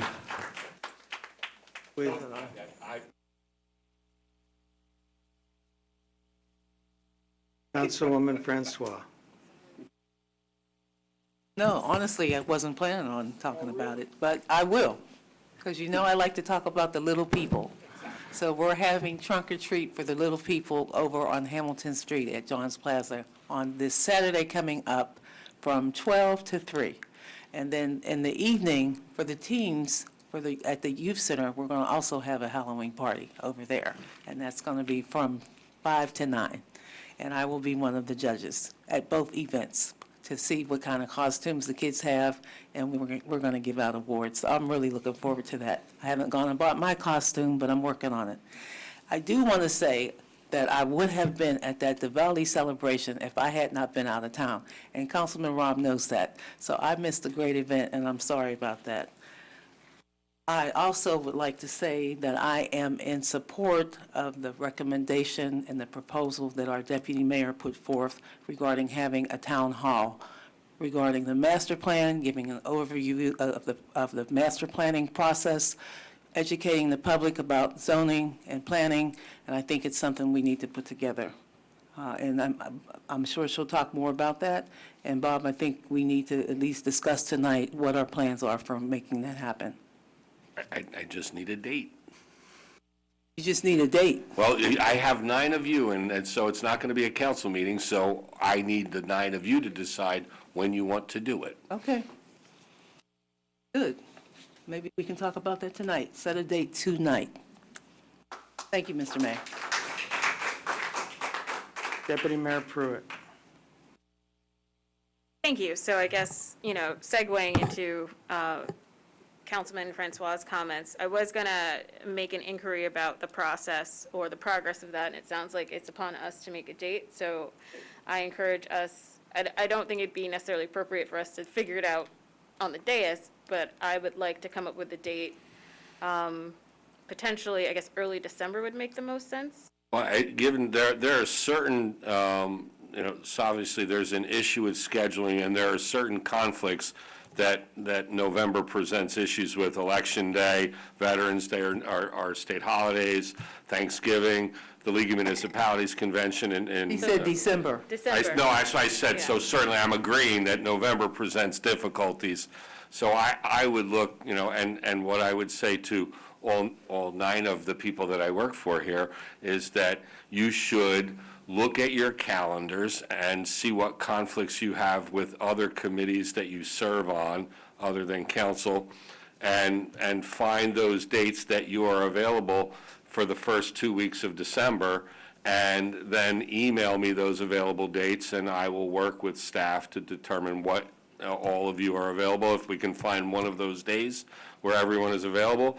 And obviously, Mr. Healy, our planner, is the star attraction, so I have to ensure that he's available so there can be no conflicts with Planning Board and Board of Adjustment and things like that. So that's a redevelopment agency. So just to clarify, do we all need to be there, or just a? Well, do you all need to be there? I think that it's a special council meeting, so, there will be no decision-making, and there won't be the necessity for a quorum, but I certainly think that for most of you, if not all of you, would like to be there, so we should try to get our most bang for our buck here. Understood. I was just trying to Yeah, figure no, out a way I to make it mean- easier to schedule. So, okay, so I guess I will say publicly that I will work with my council colleagues and hopefully aim for something in December, the earliest, one depending on council everyone's meeting in schedule. Pay bills at the end of the year. And if that falls through, I'll be sure to update next council meeting, but my goal is to hopefully get something scheduled in December. something that allows people to better understand our master plan, potentially ask questions about the planning process and the zoning process, because I think information is power in that respect. So, this was really helpful, and, as the gentleman pointed out, and asking about updates, this was really helpful, and thank you, Township Manager, for filling me in about, after I tell you I would like you to do this, what happens after. So I'm just putting everyone on notice that hopefully December, so start thinking about days that you're free on this dais. I do want to touch on public safety. There was a financial oversight, but the mayor will report out on that. But public safety, the highlights, Councilman Vasanella did touch on. We have a police entrance exam happening on November 1st, which is most important because it's the day before my birthday, so that's how you should remember it. But we have a police entrance exam, and we had, and Township Manager, please correct me the terminology, but we had 595 interested in applicants. And 50 of those are Franklin Township residents. So there is a process, right? There's an exam, there's a physical exam, there's interviews in the academy and so forth, but it's exciting, especially the 50 Franklin residents.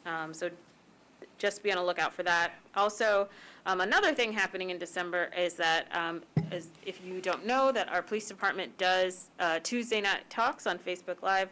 They are going to be doing one on traffic in December, so I know a lot of people have been raising specific traffic issues. It would also be a good forum to be able to talk to the police directly and express your thoughts and your feelings directly to the police department and hear what they have to say and hopefully any remedies to that. And I want to say happy Diwali to those who celebrate. Apologies that I couldn't make it. I was also out of town. Personally, Councilman Embarrasson was very much a sweetheart. Last time he went to India, he actually brought me back a sari, and I missed my opportunity to wear it in a respectful and culturally appropriate time, so I'm going to have to wait till next year. What? Yeah, well, we can share it. You didn't ask. So just want to highlight that and those who celebrate. And also, we've been having a lot of contentious and really passionate meetings, so I do want to, Councilman Wright for, I guess having his mea culpa and wanting to be transparent. So you got to always appreciate that. It can be very difficult to do. So I think that is ultimately all that I have. Please come out to trunk or treat. Have a safe Halloween. And don't forget to exercise your democratic right to. That's it. Okay, for my comments, the Financial Oversight Committee did meet, and very briefly, we discussed how we are going to pay for various infrastructure changes we need to make in order to keep our water system running and viable and safe and clean. When we come up with a final version of that, or a near final version of that, then we can announce the details of it. I was named as being aware that people were meeting with developers.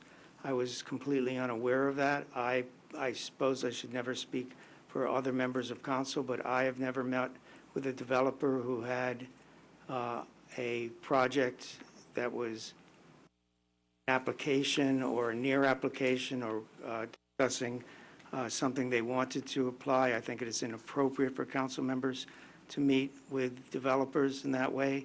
That's why we have the planner. That's why we have a zoning board. That's why we have a planning board. So I do remember that project, and when I was shown that project, I was shown to it. It was shown to me, along with then Councilwoman Raj Sherman, And I remember telling the planner my comment was, I'm sick to my stomach from looking at this. So I did not know that others had met with them, and I think it's unfortunate that they had. Happy Diwali, safe Halloween, and please come out and vote.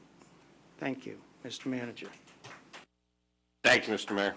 I'm going to start with just addressing some things related to, I think, questions that came during the public comment and some things that have been said up here tonight from the council members about things like traffic studies and what have you. So I had the opportunity this morning to meet with the chairman of the Board of Adjustment, who also sits on the planning board.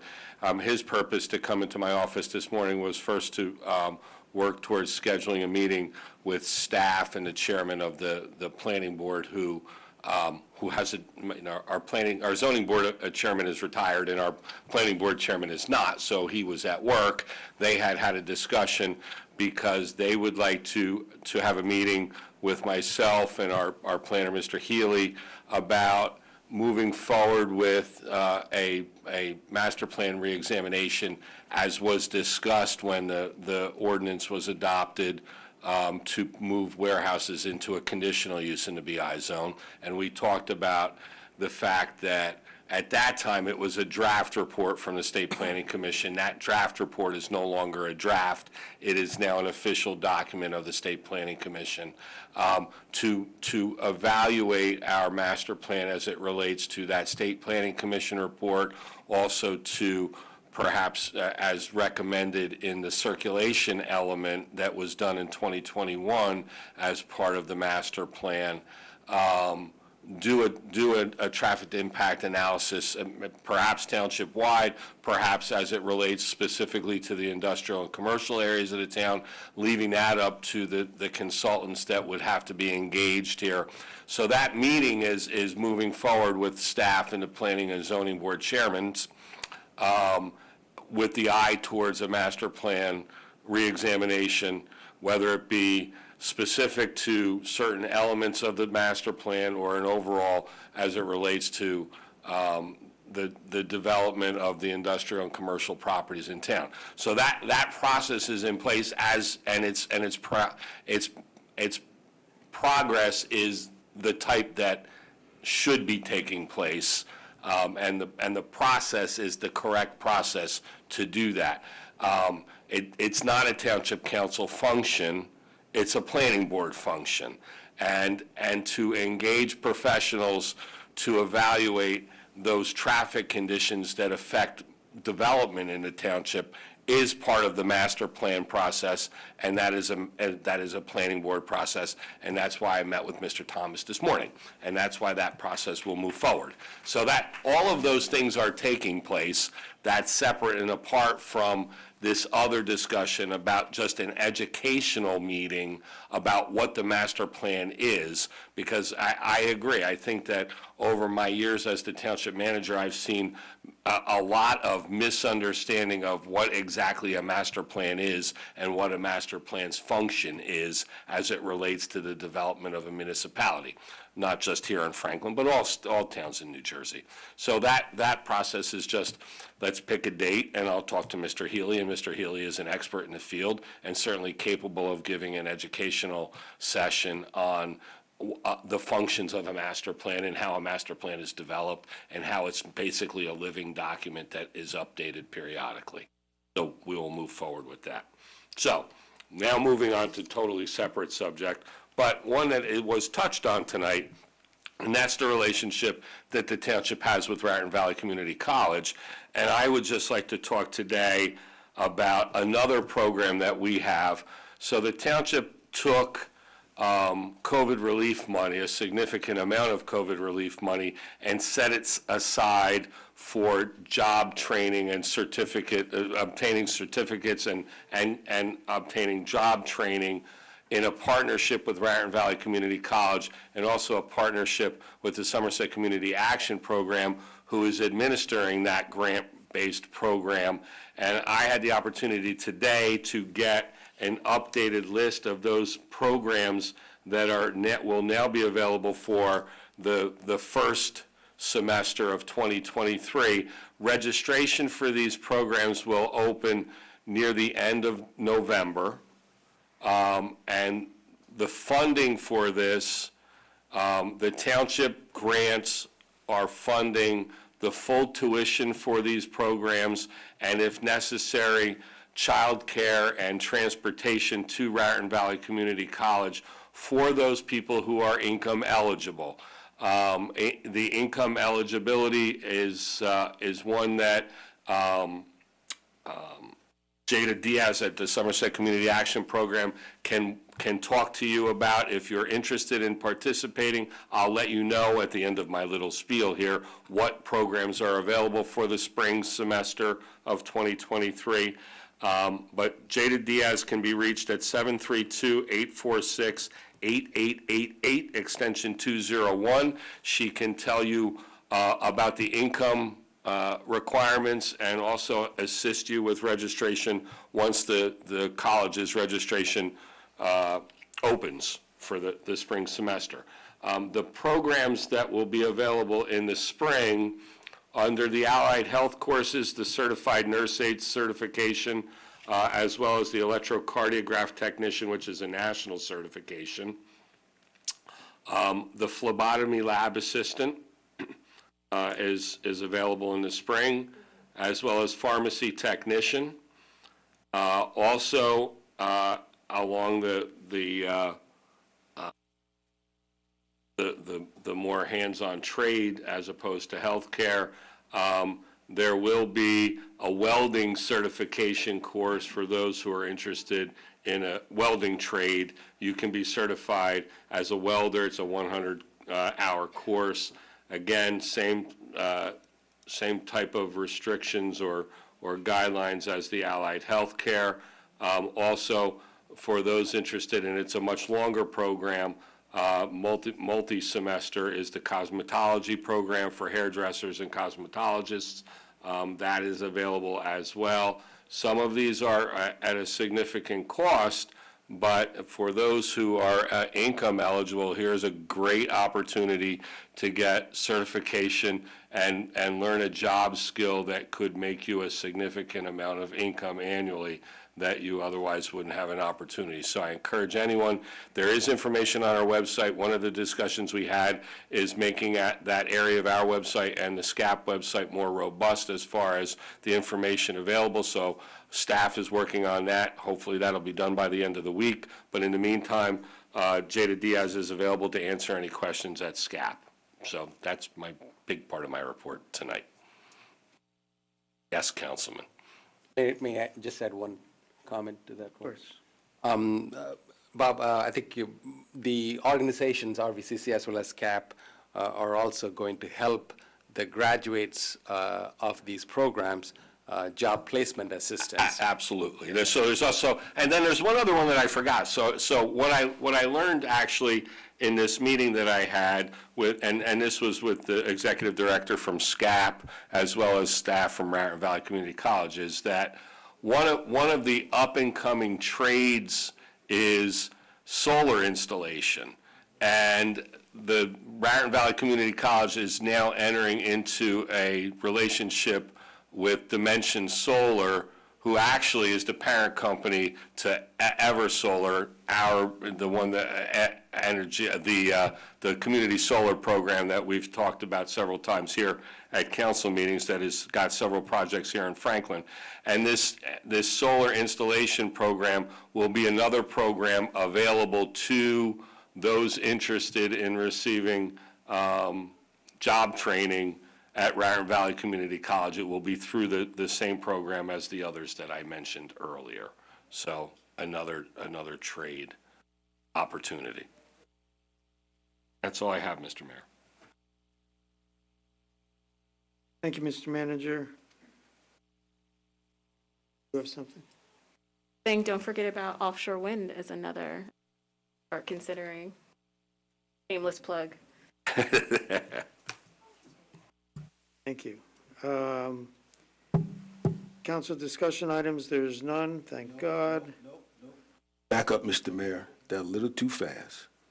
There is a council discussion item. It's not on the menu, but it's going to come out real quick, and I just want to kick it down to my council members to inform them, to the constituents of the 4th Ward, during the election, 100 feet away from the voting booth, there'll be someone handing out cards, sheets of paper, really, and there'll be a link on that card for you to come to, and there'll be a survey sitting at the other end.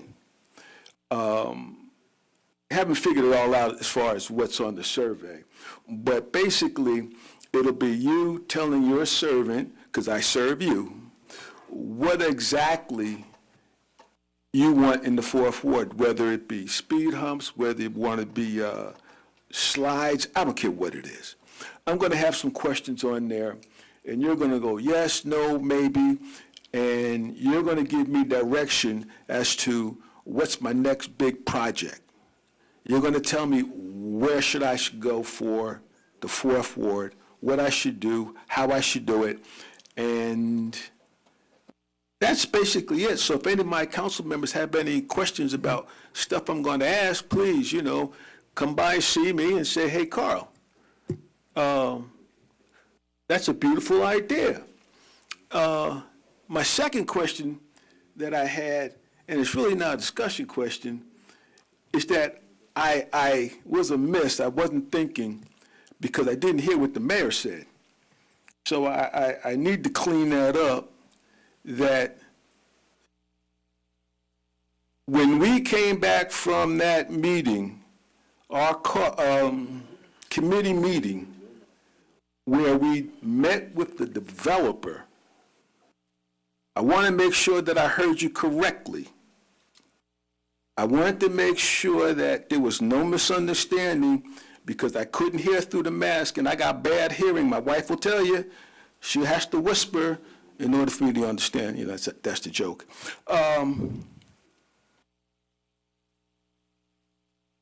Did you not know we met with the developer? I did not. And then you did not. I did not. So I stand corrected, right? Because I'm a liar. Now, if I'm going to be a liar, let's get this shit right. You were not in the room when we came back for a caucus, and you weren't there. You were always at a caucus. But you missed this caucus. You missed this one. And I'm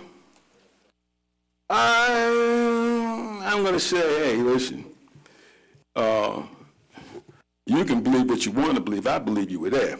Now, you can sit there and I want you to call me a liar because that would actually make my day for you to call me a liar. Because when we went back to that caucus, we told everyone what happened because that was very important for us to understand what was going on at the Cleary location. Because that's important. It's like this housing warehouse deal. Everybody knows. And the 9 of us, except for Sheepa, Udine, Ed, and Aberson. Everybody else was there. Everybody else was there. Y'all get a free ride. Y'all get a free ride. Now, and one person that I would call to clean up my memory, and I hate to do it. God knows I hate to do it.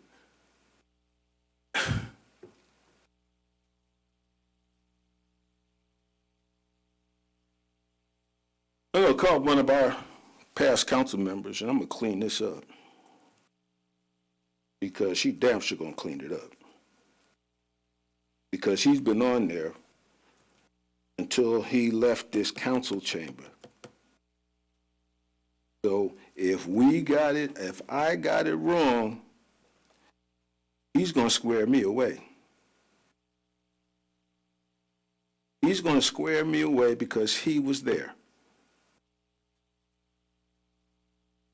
that's all I got to say on that one. Because y'all better realize I'm coming back with that one. Because I just told you, I ain't gonna lie for nobody up here. They can shoot me in the butt if they want to. But, and if the mayor wasn't there, I will say the mayor wasn't there. God bless him. Don't clap. No, it ain't for you to clap. Ain't for you to clap. So, just that, those are the 4 for it. We'll be giving away information for a survey. It's non-political. Nothing on there is political, because I have no problem with whatever you do as far as when you go into that voting booth.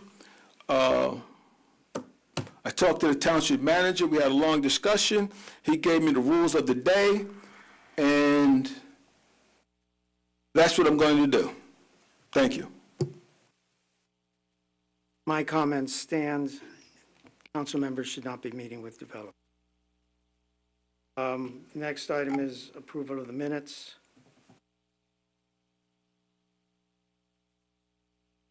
I move the approval of the minutes dated October 11th, 2022. Second. We have a motion and a second. Any discussion? Anyone want to correct it, the minutes, or change anything? Madam Clerk? Councilman Embarrasson? Yes. Councilwoman Francois? Yes. Mayor Kramer? Yes. Councilman Oni Jaka? Yes. Councilmember Petosnik? Yes. Deputy Mayor Pruitt? Abstain. Councilwoman Udine? Yes. Councilman Vasanella? Yes. Councilman Wright? Yes. Item number 11, approval of the warrants. Warrants in the amount of $2,842,615.33 on October 25th, 2022 are presented to the Township Council for payment. Do I have a motion on the warrants? So moved. Second. Moved and seconded. Any discussion? Anyone want to pull an item or ask about an item? Madam Clerk? Councilman Embarrasson? Yes. Councilwoman Francois? Yes. Mayor Kramer? Yes. Councilman Oni Jaka? Yes. Councilmember Petosnik? Yes. Deputy Mayor Pruitt? Yes. Councilwoman Udine? Yes. Councilman Vasanella? Yes. Councilman Wright? Yes.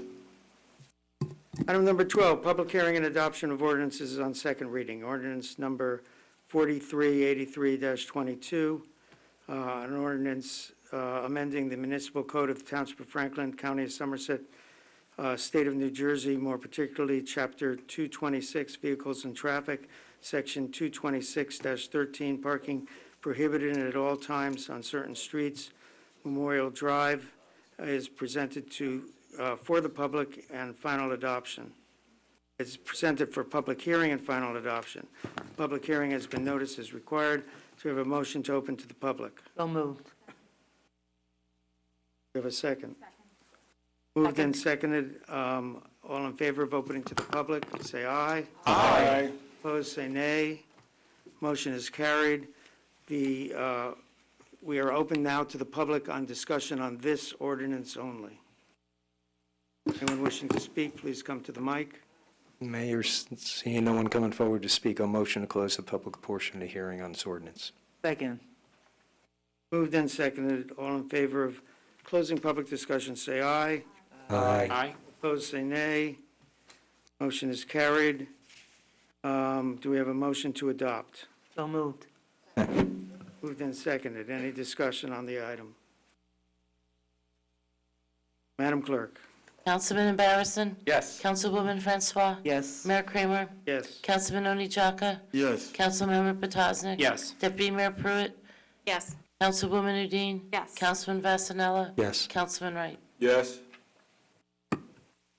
Ordinance number 4384-22. This is a first reading, an introduction. An ordinance of the Township of Franklin, County of Somerset, State of New Jersey, authorizing the acceptance of a conservation easement from Safstar Elizabeth LLC to the Township of Franklin for premises known as Block 507.14, Lot 65.01, also known as 471 Elizabeth Avenue.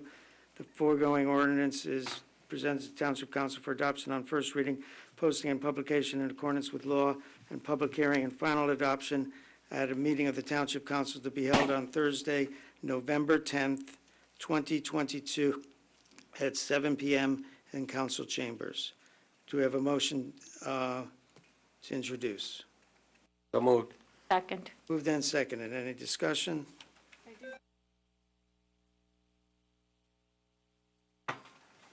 Go ahead.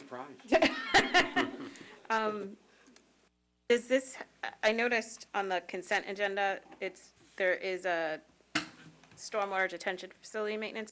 Is that connected to this ordinance? Yes. Well, it's connected in that it's the same development. The same thing. It's the same development, one.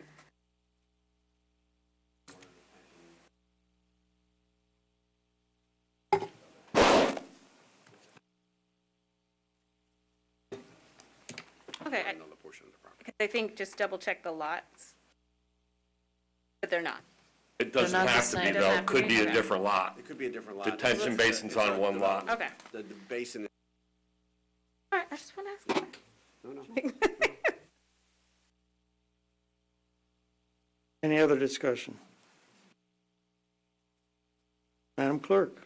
Councilman Barrison. Yes. Councilwoman Francois. Yes. Mayor Kramer. Yes. Councilman Oni Chaka. Yes. Councilmember Potasnik. Yes. Deputy Mayor Pruitt. Yes. Councilwoman Udine. Yes. Councilman Vasanella. Yes. Councilman Wright. Yes. We're now on to the consent agenda. Items A through K is listed in the consent agenda portion of this meeting are presented to the Township Council for adoption or adoption. Do we have a motion on the consent agenda? So moved. Second. Moved and seconded. Any discussion? Anyone want to pull an item or question? I have a question. What's item number G, Manager? Gunshot Detection Technology Initiative, what's that? It's a grant to get, so that there are devices that can triangulate a location when a gunshot is heard. So it's a grant to purchase that equipment. Say that again, equipment for what? So to detect, so what it's able to determine is the location from which a gun is fired. Okay. This is a grant to obtain that type of equipment. Okay. We have the same thing in Newark, in Irvington. They sit on Plainfield top has of it as well, too. There's a number of different towns in New Jersey that have it. I mean, it's obviously, it's ideal if you can have it widespread and not just in one particular area, but this is a grant from, I believe, the Department of Justice that would allow us to at least begin that process. Office of Attorney To be able to better determine if a gunshot, one, is it really a gunshot? And Right. two, where the gunshot is from. Right. It's a good thing to have, so Okay. I'm glad we got that grant. Good question. Okay. Yeah, good question. No, we don't have the grant. This is. We're applying for We're the applying grant. for the grant. Okay. Yeah. Any other questions? Madam Clerk? Councilman Barrison. Yes. Councilwoman Francois. Yes. Mayor Kramer. Yes. Councilman Oni Chaka. Yes. Councilmember Potasnik. Yes. Deputy Mayor Pruitt. Yes. Councilwoman Udine. Yes. Councilman Vasanella. Yes. Councilman Wright. Resolutions to be voted on separately, there are none. Old business, does anyone have any nominations for boards, committees, or commissions? Yes. Really?